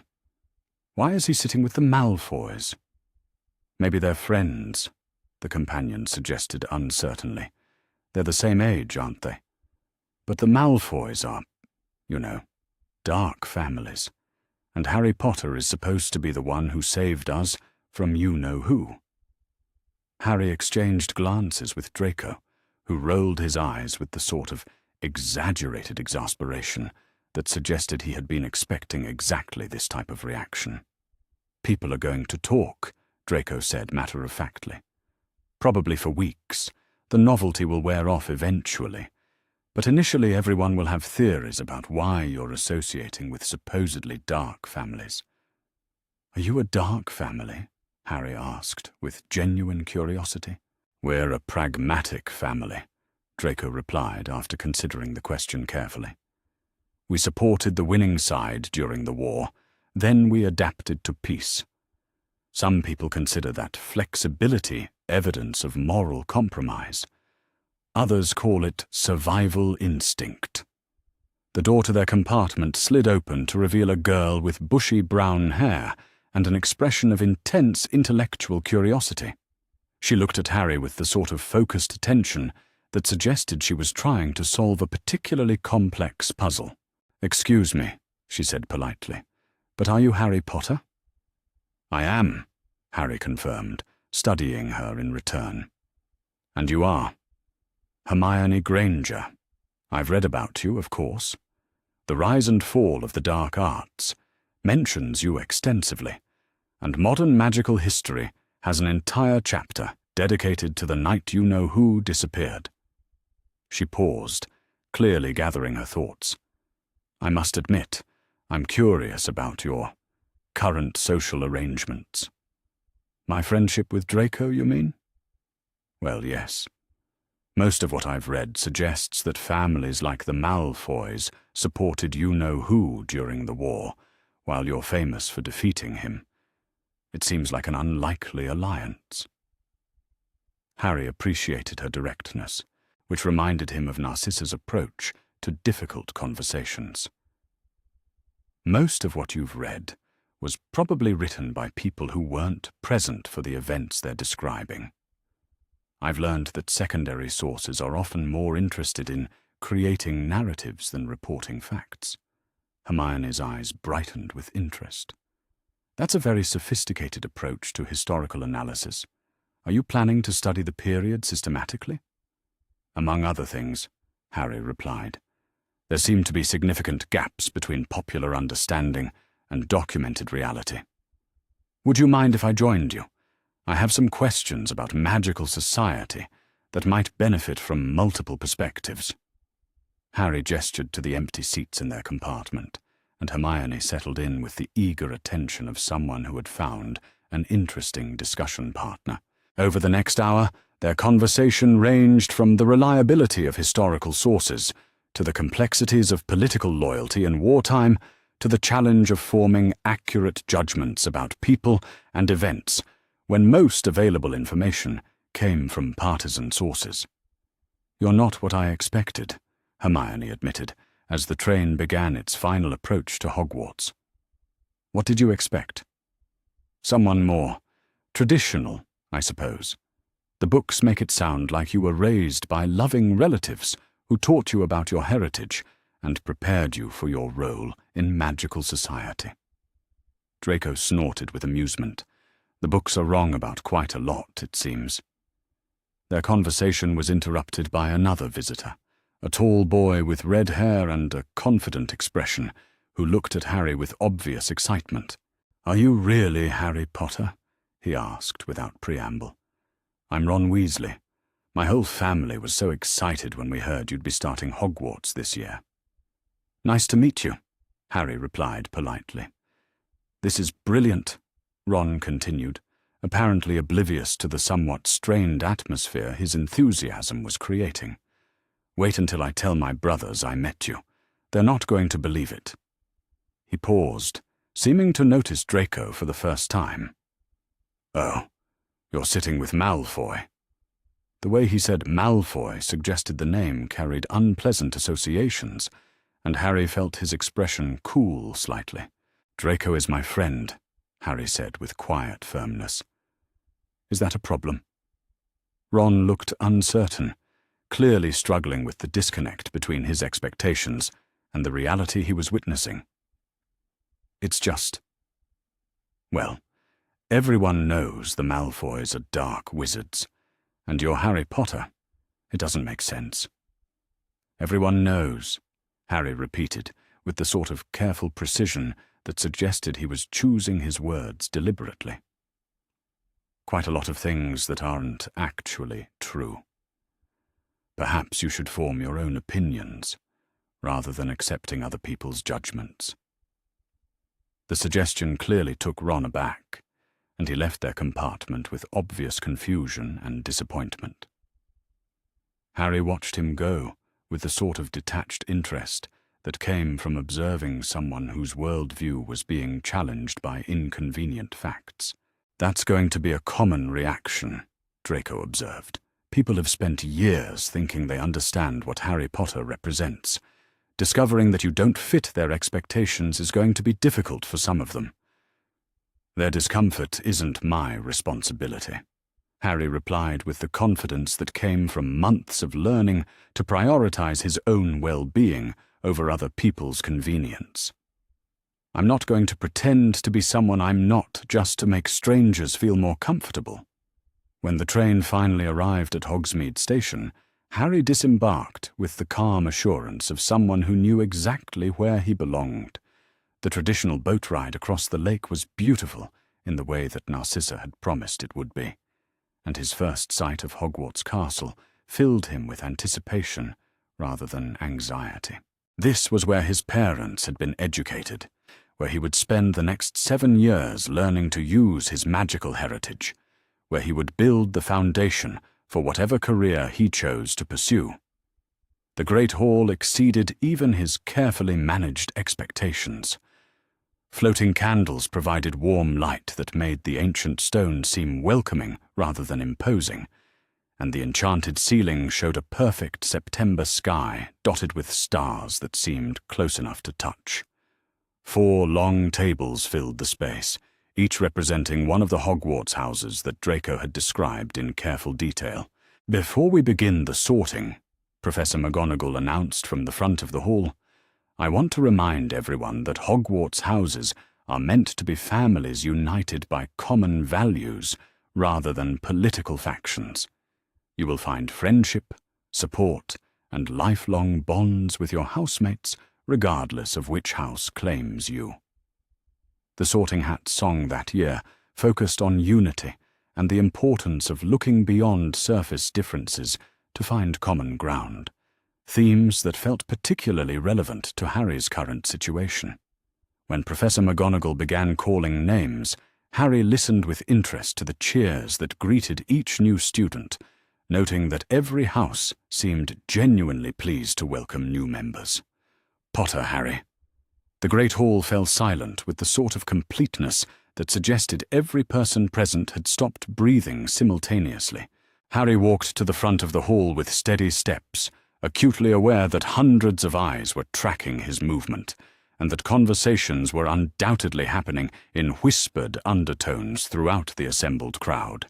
The Sorting Hat settled over his head with familiar weight. Narcissa had described the experience during their preparation sessions, and immediately he heard a voice that seemed to come from inside his own thoughts.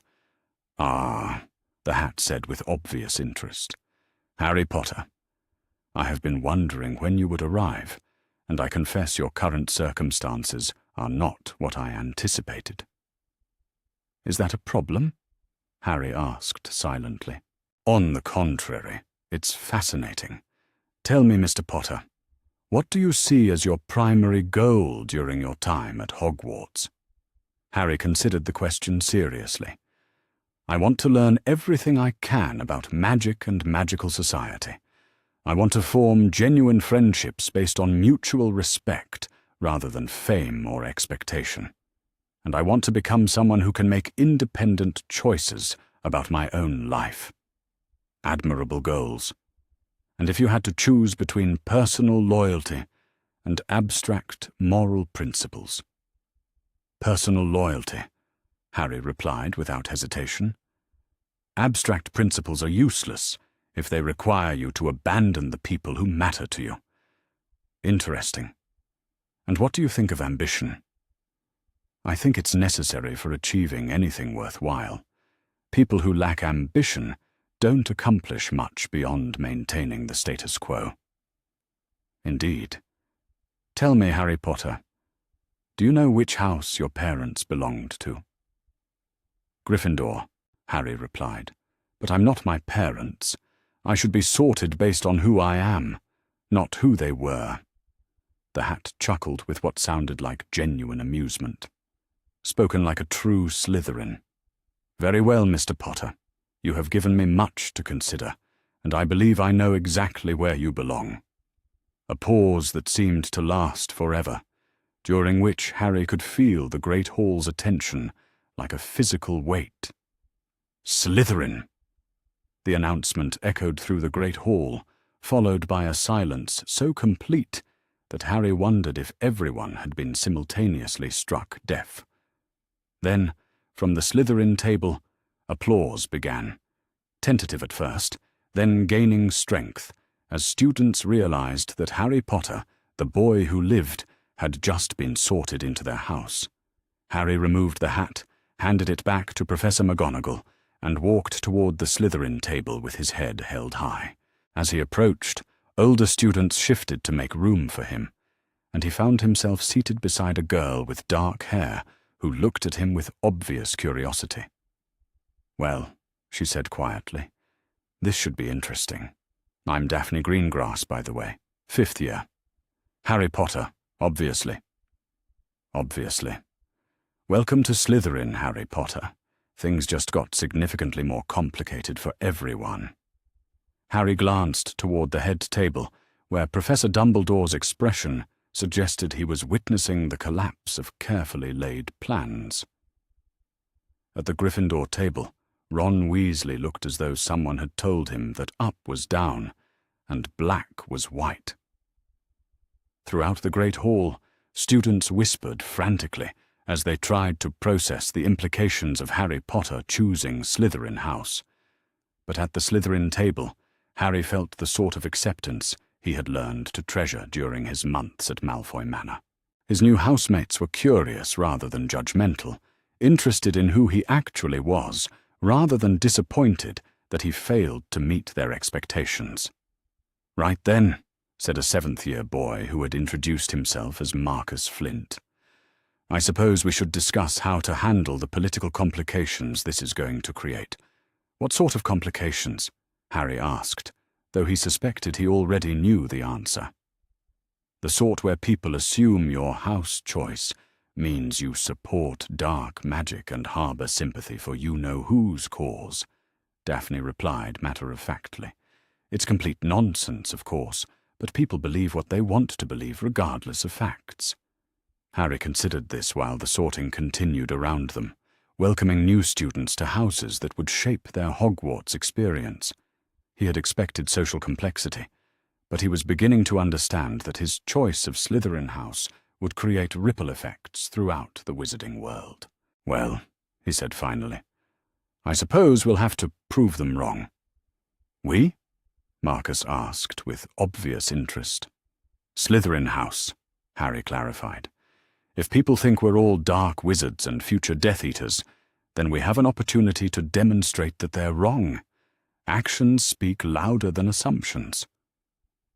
Around the table, his new housemates exchanged glances that suggested they had not expected the boy who lived to view his sorting as an opportunity to rehabilitate Slytherin's reputation rather than as a personal inconvenience to be managed. "I think," Daphne said with a smile that suggested genuine pleasure, "this is going to be a very interesting 7 years." As the sorting concluded and the feast began, Harry settled into his place at the Slytherin table with the satisfaction of someone who had made a choice that felt right regardless of its consequences. He had been sorted into a house that valued ambition, cunning, and personal loyalty, qualities that matched his own priorities perfectly. At Malfoy Manor, Narcissa and Lucius would undoubtedly be receiving owl reports about his sorting within hours. They would be proud of his confidence in handling the situation, though probably concerned about the political implications of having their ward publicly associated with Slytherin House. But those were tomorrow's problems. Tonight, Harry Potter was exactly where he belonged, surrounded by housemates who accepted his presence without reservation, in a school where he could learn to use his magical heritage to its fullest potential, building the foundation for a future he would choose for himself. It was, he thought, as he began his first meal as a Slytherin, the best possible beginning to the next chapter of his carefully reconstructed life.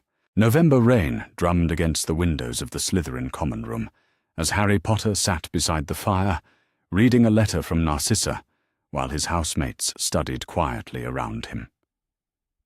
3 months into his first term at Hogwarts, he had established routines that felt natural rather than imposed, academic excellence that drew respect from professors and peers alike, friendships that crossed house boundaries despite initial resistance, and regular correspondence with Malfoy Manor that provided emotional anchoring in a world that remained politically complex. "Good news from home?" Daphne Greengrass asked, settling into the chair beside him with her own pile of letters. The 5th year had become something of an older sister figure, offering guidance on everything from professor preferences to social navigation, with the sort of practical wisdom that Harry had learned to value. "Narcissa says the adoption petition has been filed officially," Harry replied, folding the letter carefully. "There will probably be public hearings in December, which means media attention and political complications." "Are you worried?" Harry considered the question, while watching flames dance in the common room fireplace. 6 months ago, the idea of public scrutiny would have terrified him into paralysis. But months of preparation, academic success, and genuine family support had given him confidence in his ability to handle whatever challenges arose. Not worried exactly, but aware that it's going to be complicated. He looked up at Daphne with the sort of serious expression that had become characteristic of his approach to difficult situations. Some people are going to view this as a political statement rather than a family decision. Some people view everything as political statements, Daphne observed, with the cynical wisdom of someone raised in pure-blood society. The question is whether you're prepared to defend your choices publicly.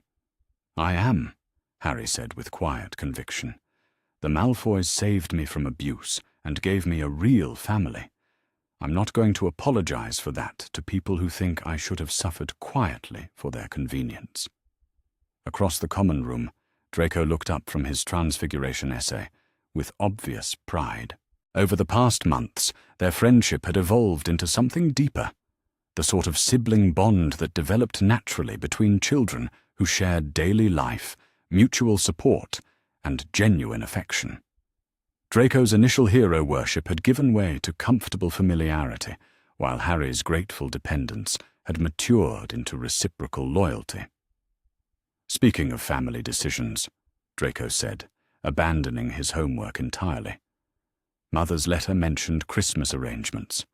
Are you planning to come home for the holidays?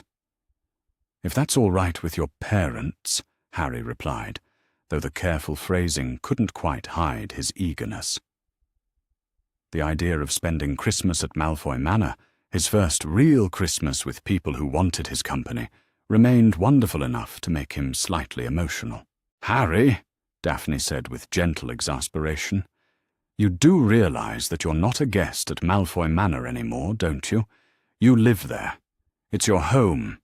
Your parents aren't hosting you for Christmas. They're celebrating with their son. The words settled over Harry like a warm blanket, and he felt that familiar flutter of amazement that came from being reminded that he belonged somewhere permanently, rather than temporarily. Even after months of experience, the concept of unconditional family membership remained foreign enough to surprise him. Right, he said, smiling with the sort of quiet happiness that had become more frequent as the term progressed. I'm going home for Christmas. Excellent, Draco said with satisfaction. We can work on your media training over the holidays. If there are going to be public hearings about the adoption, you'll need to be prepared for reporters and hostile questions. Harry's academic success had been one of the term's more predictable developments. Months of intensive preparation had given him advantages his classmates lacked, while his hunger for knowledge drove him to excel in ways that impressed even demanding professors. In potions, Professor Snape had been forced to acknowledge his competence despite obvious internal conflict about having James Potter's son in his house. In Transfiguration, Professor McGonagall praised his theoretical understanding while clearly struggling to reconcile his Slytherin sorting with her memories of his parents. In Defense Against the Dark Arts, Professor Quirrell seemed perpetually nervous around him for reasons Harry couldn't quite understand. But it was his social navigation that had surprised everyone, including himself. The confident boy who had emerged from months of security and support proved capable of building bridges across house lines in ways that challenged traditional Hogwarts dynamics. "Potter!" a voice called from the common room entrance, and Harry looked up to see Ron Weasley hovering in the doorway with obvious uncertainty. Over the past months, Ron's initial hostility had given way to confusion, then grudging curiosity, and finally something approaching friendship as he struggled to reconcile his preconceptions with Harry's actual personality. "Weasley," Harry replied with the sort of neutral politeness that had become his standard approach to managing complex social situations. "What can I do for you?" "Hermione wanted to know if you'd finished the Charms essay." She has some questions about wand movement theory that she thinks you might be able to answer. The fact that Hermione Granger had sent Ron to ask for Harry's academic assistance represented a significant development in their evolving friendship. Despite house differences, Harry and Hermione had discovered mutual respect based on intellectual curiosity and their shared status as outsiders to traditional wizarding society. She was Muggle-born and still learning cultural dynamics. He was famous but politically controversial due to his family associations. "Tell her I'll find her in the library tomorrow morning," Harry said. "I have some questions about historical research methodology that she might find interesting." Ron nodded and turned to leave, then paused as though gathering courage for something difficult. "Harry, about what I said on the train, about Malfoys being dark wizards and all that.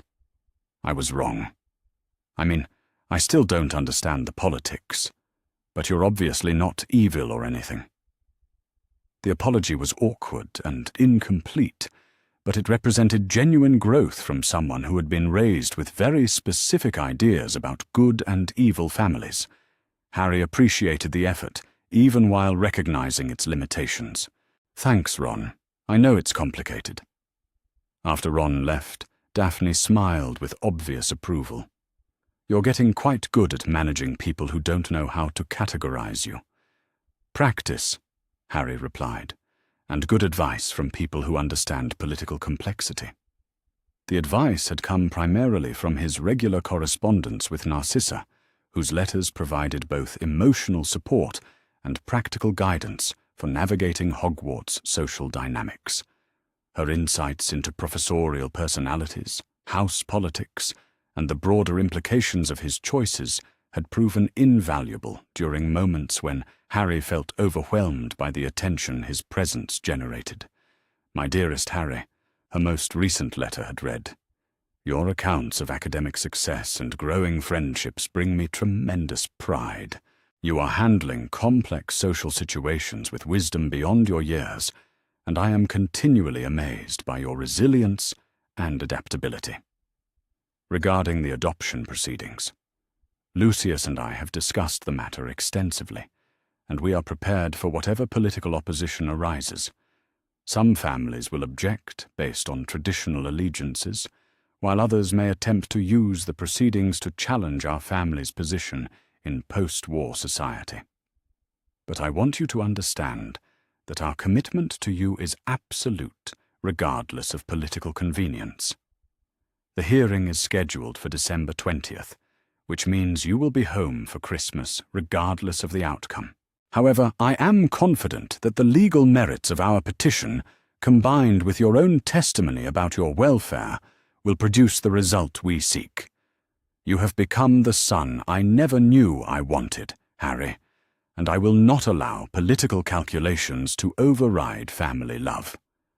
The letter had been accompanied by a package containing his favorite sweets from Honeydukes and a new set of quills that wrote in his preferred dark blue ink.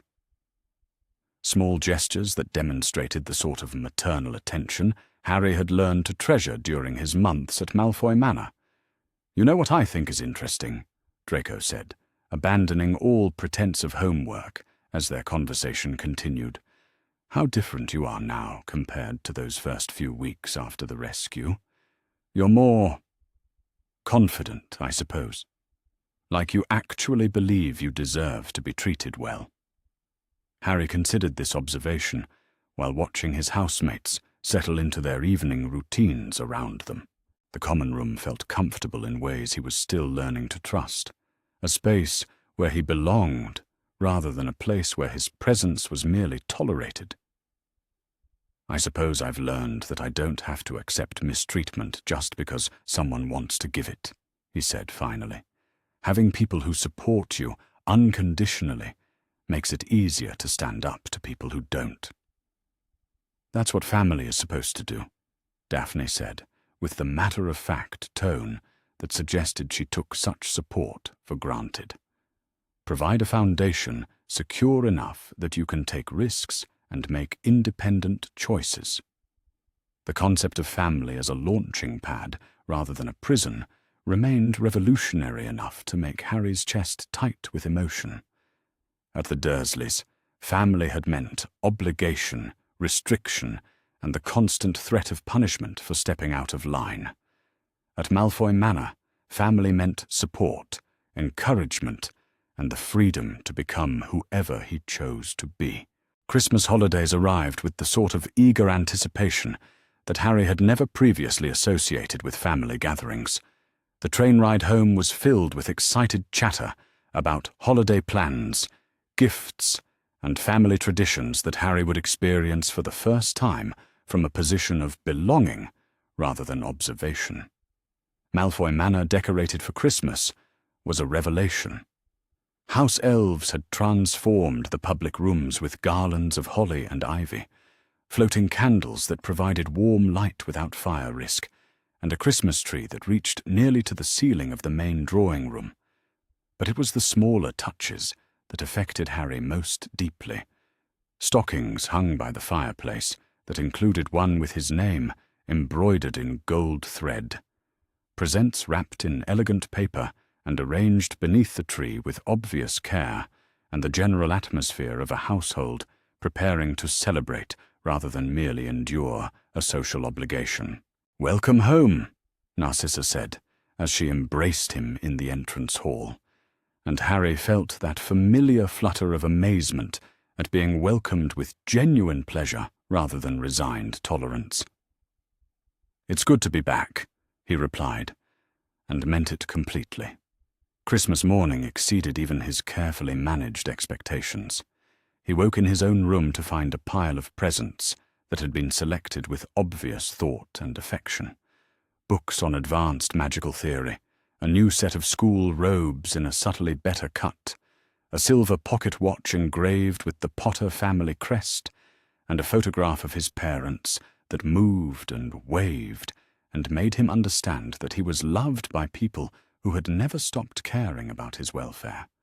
But the most meaningful gift came not wrapped in paper, but delivered over breakfast, when Narcissa handed him a formal document that bore official ministry seals and signatures.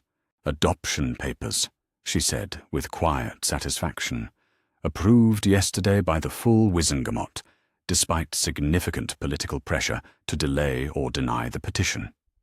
Harry stared at the parchment that legally transformed him from Harry Potter into Harry Potter Malfoy, ward of the noble house of Malfoy, with all rights and protections that status entailed. "I'm officially your son now," he said, the words carrying weight that had nothing to do with legal technicalities. "You have been our son since the moment we decided to protect you," Lucius said with uncharacteristic gentleness. "This simply makes it official for those who require legal documentation to accept obvious reality." The public response to the adoption had been intense and predictably divided. The Daily Prophet had run a series of articles examining the political implications of Harry Potter joining the Malfoy family, with opinions ranging from celebration of his rescue from abuse to concern about his potential corruption by dark influences. Rita Skeeter had written a particularly sensational piece titled "The Boy Who Lived Becomes the Boy Who Chose Darkness," that had prompted immediate legal response from Malfoy family solicitors. But sitting at the breakfast table on New Year's morning, reading letters of support from friends at school, and feeling the sort of security that came from knowing his place in the world was permanent rather than provisional, Harry found he didn't particularly care what the newspapers said about him. "So," Draco said as they prepared to return to Hogwarts for the spring term, "how does it feel to be Harry Potter Malfoy officially?" Harry considered the question while packing his trunk with belongings that actually belonged to him, in a room that was his, regardless of academic performance or adult approval, surrounded by family who loved him unconditionally. "It feels," he said finally, "like the beginning of everything I was meant to be." As the Hogwarts Express carried them back to school for the spring term, Harry watched the countryside roll past the window with the quiet confidence that came from knowing he had found his place in the world. He was Harry Potter Malfoy now, beloved son and protected heir, student and friend, and young man with his own agency and his own choices. The cupboard under the stairs seemed like something from another lifetime, a nightmare that had ended the moment Narcissa Malfoy decided that some children were worth saving regardless of political convenience. Everything else was simply the beginning of the life he had been meant to live all along.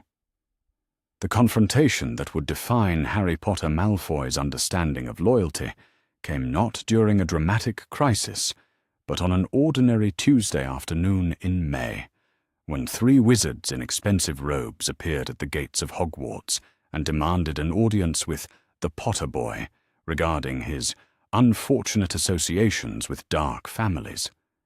Harry received the message during ancient runes, delivered by a house elf who seemed deeply uncomfortable with the formal tone of the summons. Professor Babbling read the parchment with obvious displeasure, her expression suggesting she found both the timing and the phrasing inappropriate for a school environment. "Mr. Potter Malfoy," she said carefully, "it appears you're needed in the headmaster's office. Please gather your belongings." The walk through Hogwarts corridors felt different than it had 9 months earlier, when Harry had been a frightened child, grateful for rescue and uncertain about his place in the magical world. Now he moved with the quiet confidence that came from knowing exactly who he was and what he stood for, his robes bearing the Slytherin colours he had chosen deliberately, and his surname reflecting the family that had claimed him unconditionally. The 3 wizards waiting in Dumbledore's office represented everything Harry had learned to recognize as political manipulation, disguised as moral concern. They introduced themselves with titles that suggested official authority, representatives of the Committee for Magical Child Welfare and the Society for the Preservation of Wizarding Values. But their questions made it clear they were more interested in his political associations than his actual welfare. "Mr. Potter," the eldest wizard began, carefully avoiding his legal surname, "we are here out of concern for your development and future prospects. It has come to our attention that you have been influenced by individuals whose loyalties during the recent war were, shall we say, questionable." "Are you referring to my family?" Harry asked, with the sort of dangerous quiet that had become characteristic of his approach to people who presumed to lecture him. "The Malfoys are not your family," the second wizard interjected, with obvious impatience.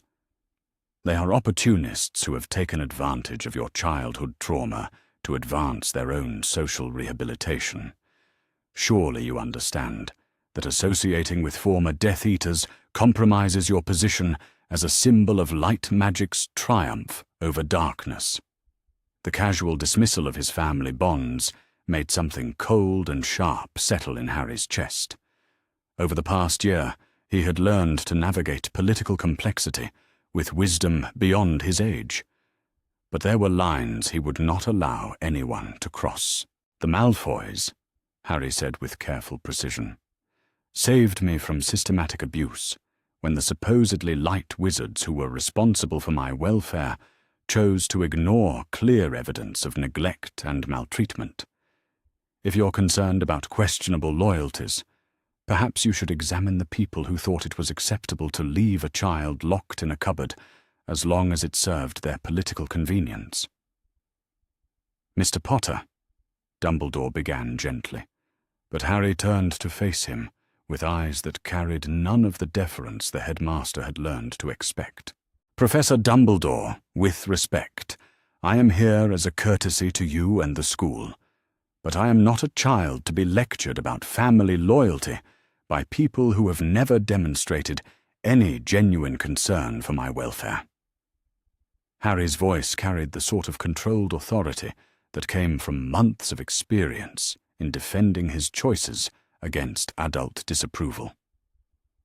"These gentlemen are welcome to express their opinions, but they are not welcome to dictate my relationships or my loyalties." The third wizard leaned forward with the sort of condescending smile that adults often used when they thought children were being unreasonably difficult. "You're young, Mr. Potter. You don't fully understand the implications of your choices. The Malfoys are using you to rehabilitate their reputation after supporting the most dangerous dark wizard in history. Surely you can see that continuing this association damages your ability to serve as a symbol of hope and renewal for our society." "I am not a symbol," Harry replied with quiet steel in his voice. "I am a person, and the people you are asking me to abandon are the ones who taught me that distinction matters." "But think about what you could accomplish," the first wizard pressed, clearly attempting a different approach.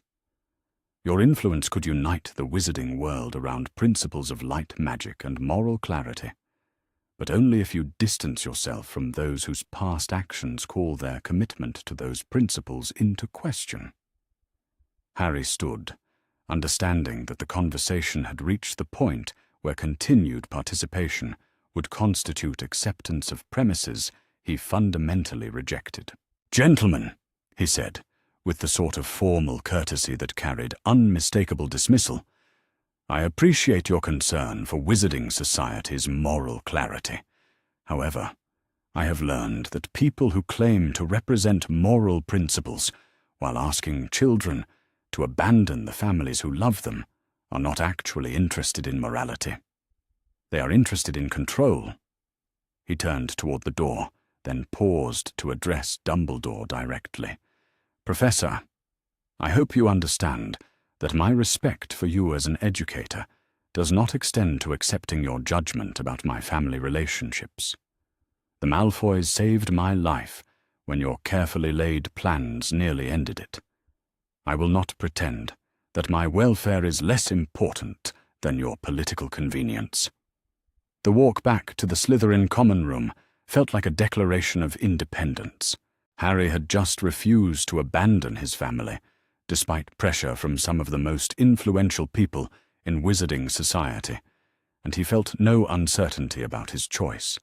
The boy who had once been desperate for any adult's approval had grown into someone who valued authentic relationships over political expedience. That evening, he wrote to Narcissa and Lucius about the confrontation, explaining what had been demanded of him and how he had responded. Their reply arrived the following morning, carried by a magnificent eagle owl that drew admiring attention throughout the great hall. "My dearest son," Narcissa had written, "your account of yesterday's conversation fills me with pride that exceeds my ability to express adequately. You have shown wisdom, courage, and loyalty that would impress adults with far more experience than you possess. More importantly, you have demonstrated that the love and security we have tried to provide have given you the foundation necessary to make independent moral choices. Some people will never accept that a child's welfare matters more than their political calculations. But your refusal to sacrifice authentic relationships for their approval proves that our efforts to raise you with genuine values have succeeded beyond our greatest hopes. You are our son by choice, by love, and by mutual commitment. No amount of political pressure will ever change that fundamental truth." The letter was accompanied by a small package containing his favorite chocolates and a note from Lucius that simply read, "Well done. Your parents would be proud." End-of-year examinations arrived with the sort of academic challenges that Harry met with confidence earned through months of dedicated study and genuine intellectual curiosity. His results, outstanding in every subject, with particular excellence in potions, transfiguration, and defense against the dark arts, reflected not just natural ability, but the comprehensive preparation that had given him advantages most of his peers lacked. "Top marks in your year," Professor Snape observed during their final potions class, his tone carrying grudging respect that had replaced the hostility Harry had initially expected. Your theoretical foundation is exceptional, and your practical application demonstrates genuine understanding rather than mere memorization. The transformation in Snape's attitude had been one of the year's more surprising developments. The professor, who had clearly expected to despise James Potter's son, had been forced to acknowledge that Harry Potter Malfoy was an entirely different person, one whose Slytherin house placement and Malfoy family connections made him someone to be protected rather than tormented. "Thank you, sir," Harry replied with genuine appreciation. "I've enjoyed your classes more than I expected. Have you given thought to your future areas of concentration? Your aptitude suggests several promising directions." The conversation represented more than academic planning. It was recognition that Harry had earned his place at Hogwarts through his own efforts rather than inherited fame, and that his professors saw him as a student with genuine potential rather than merely a celebrity to be managed. Summer holidays beckoned with promises that would have seemed impossible a year earlier. Instead of returning to Privet Drive to face Vernon's anger and Petunia's resentment, Harry would spend 3 months at Malfoy Manor pursuing advanced study, family travel, and the sort of educational opportunities that came from having parents who viewed his intellectual development as an investment in his future rather than an inconvenience to be minimized. "We've arranged tutoring in advanced defense theory," Narcissa explained during one of their planning conversations. "And Lucius has contacts at the Ministry who can provide insight into magical law and governance. But we've also scheduled time for simply being a family. No academic pressure, no political complications, just time to enjoy each other's company." The concept of unstructured family time remained wonderful enough to make Harry slightly emotional. A year ago, he had been facing the prospect of spending summer locked in his cupboard with minimal food and constant criticism. Now he was planning educational travel, advanced studies, and leisure activities with people who valued his happiness as much as his achievements. But perhaps the most significant summer development was Narcissa's decision to establish the Potter Malfoy Foundation for Magical Child Welfare, an organization dedicated to identifying and assisting magical children who were experiencing abuse or neglect in both wizarding and Muggle homes. "Your experience has shown me that our society's approach to child protection is fundamentally inadequate," Narcissa explained during the Foundation's planning sessions. "Too many magical children are falling through gaps in oversight, suffering in situations that could be prevented or addressed if someone was paying attention. The Foundation's work would involve everything from funding improved social services to training child welfare professionals to providing safe housing for children who needed to be removed from dangerous situations. But its deeper purpose was to ensure that no magical child would ever again experience what Harry had endured at Privet Drive: systematic abuse ignored by authorities who prioritized abstract principles over concrete welfare. "I want children to know that someone is watching out for them," Narcissa said during one of their conversations about the Foundation's mission, "that their safety matters more than political convenience or traditional arrangements." Harry's involvement in the Foundation's development gave him a sense of purpose that extended beyond personal happiness. His experience, however painful, could become the foundation for preventing other children from suffering similarly. The boy who had once felt powerless and alone was becoming someone who could use his resources and influence to protect others. As second year approached, Harry found himself looking forward to returning to Hogwarts with the confidence that came from knowing exactly where he stood. He was Harry Potter Malfoy, beloved son of a family that had chosen him unconditionally, successful student and loyal friend, someone who had found his place in the magical world through his own choices rather than others' expectations. The letter that arrived in mid-August provided one final validation of the path he had chosen. Written in Dumbledore's distinctive script, it contained an acknowledgement that Harry had not expected, but recognized as significant.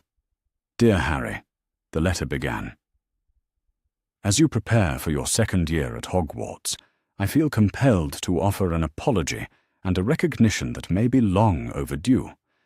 Your placement with your aunt and uncle was intended to provide protection through blood magic and maternal sacrifice. However, I have been forced to acknowledge that protection, which requires a child to endure systematic abuse, is not protection at all, but rather a different form of harm disguised as necessity. The Malfoy family's intervention in your situation prevented a tragedy that I should have recognized and addressed myself. Their love and support have given you the foundation necessary to grow into someone who can make independent moral choices, something my approach would never have achieved. I hope you will accept my acknowledgement that your welfare is more important than my strategic planning, and that your happiness with your chosen family represents a better outcome than any I had envisioned. You have become someone your parents would be proud of, Harry, and I am grateful that you had guardians wise enough to prioritize your humanity over my politics." The letter represented more than personal vindication. It was recognition that love and security created strength rather than weakness, and that children who were cherished unconditionally grew into adults who could make moral choices from positions of confidence rather than desperation. On his last night before returning to Hogwarts, Harry stood in the garden at Malfoy Manor and looked up at stars that seemed close enough to touch. A year ago, he had been locked in a cupboard, slowly starving, convinced that he deserved nothing better than whatever scraps of kindness others chose to throw him. Now he was surrounded by family who loved him, preparing for a second year of education at the finest magical school in Europe, with resources and support that would allow him to pursue whatever future he chose to build. More importantly, he understood his own worth and had the knowledge and confidence necessary to protect both himself and others who might need advocacy. Narcissa found him there as the evening air began to cool, settling beside him on the garden bench with the comfortable silence that had developed between them over months of shared family life. "Thinking about tomorrow?" she asked gently. "Thinking about how different everything is," Harry replied, his voice carrying quiet amazement that had never entirely faded. "A year ago, I didn't know magic existed. I thought I was a freak who deserved to be locked away from normal people. I had never experienced unconditional love or support, or even basic kindness. And now?" Harry considered the question while watching bats flit through the twilight air above them. "Now I know who I am. I have a family who loves me, friends who respect me, and enough confidence in myself to make decisions based on my own values rather than other people's expectations." Narcissa smiled with the sort of quiet satisfaction that came from seeing a project completed successfully. "You have become everything we hoped you could be, Harry. More importantly, you have become everything you were meant to be, before abuse and neglect nearly destroyed your potential." "What you did," Harry said quietly, "saving me from Privet Drive, bringing me into your family, giving me the chance to become someone worth being. It changed everything. Not just for me, but for all the children the Foundation will help. One moment of moral courage created ripples that will continue long after we're gone." "That's what love does," Narcissa replied with gentle wisdom. "It transforms not just the people directly involved, but everyone their lives touch afterward. Your parents' love for you created the magic that saved your life as a baby. My love for you led to rescue that saved your childhood. And your love for others will undoubtedly save people we haven't even imagined yet." As they sat together in the garden of the house that had become his true home, Harry understood that his story was no longer about surviving abuse or overcoming trauma. It was about building a life worth living, surrounded by people who treasured his happiness, with resources and knowledge sufficient to help others find similar security.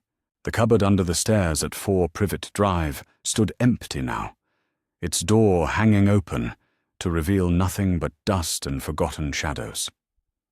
The boy who had once been locked there was sleeping safely in a room full of love and light, preparing for adventures that would be chosen rather than endured, supported by family that was made from choice rather than obligation. Narcissa Malfoy had appeared at a school play and seen bruises that meant she could never leave a child in danger. That single moment of moral courage had changed everything, not just for Harry, but for every child who would benefit from the Foundation's work, every person whose life would be touched by Harry's transformed understanding of love and loyalty, every family that would learn that rescue was possible when someone cared enough to take action. Some transformations, Harry thought, as sleep began to claim him in his comfortable bedroom, happened slowly over years of patient work. But others happened in the space between recognizing need and choosing to meet it, between seeing suffering and deciding to end it, between witnessing injustice and refusing to accept it as inevitable. His transformation had been both, the slow work of healing and growth, built on the foundation of a single moment when someone had chosen love over convenience, courage over comfort, action over comfortable inaction. And that, he understood, as consciousness faded into dreams filled with possibility rather than fear, was what made all the difference in the world.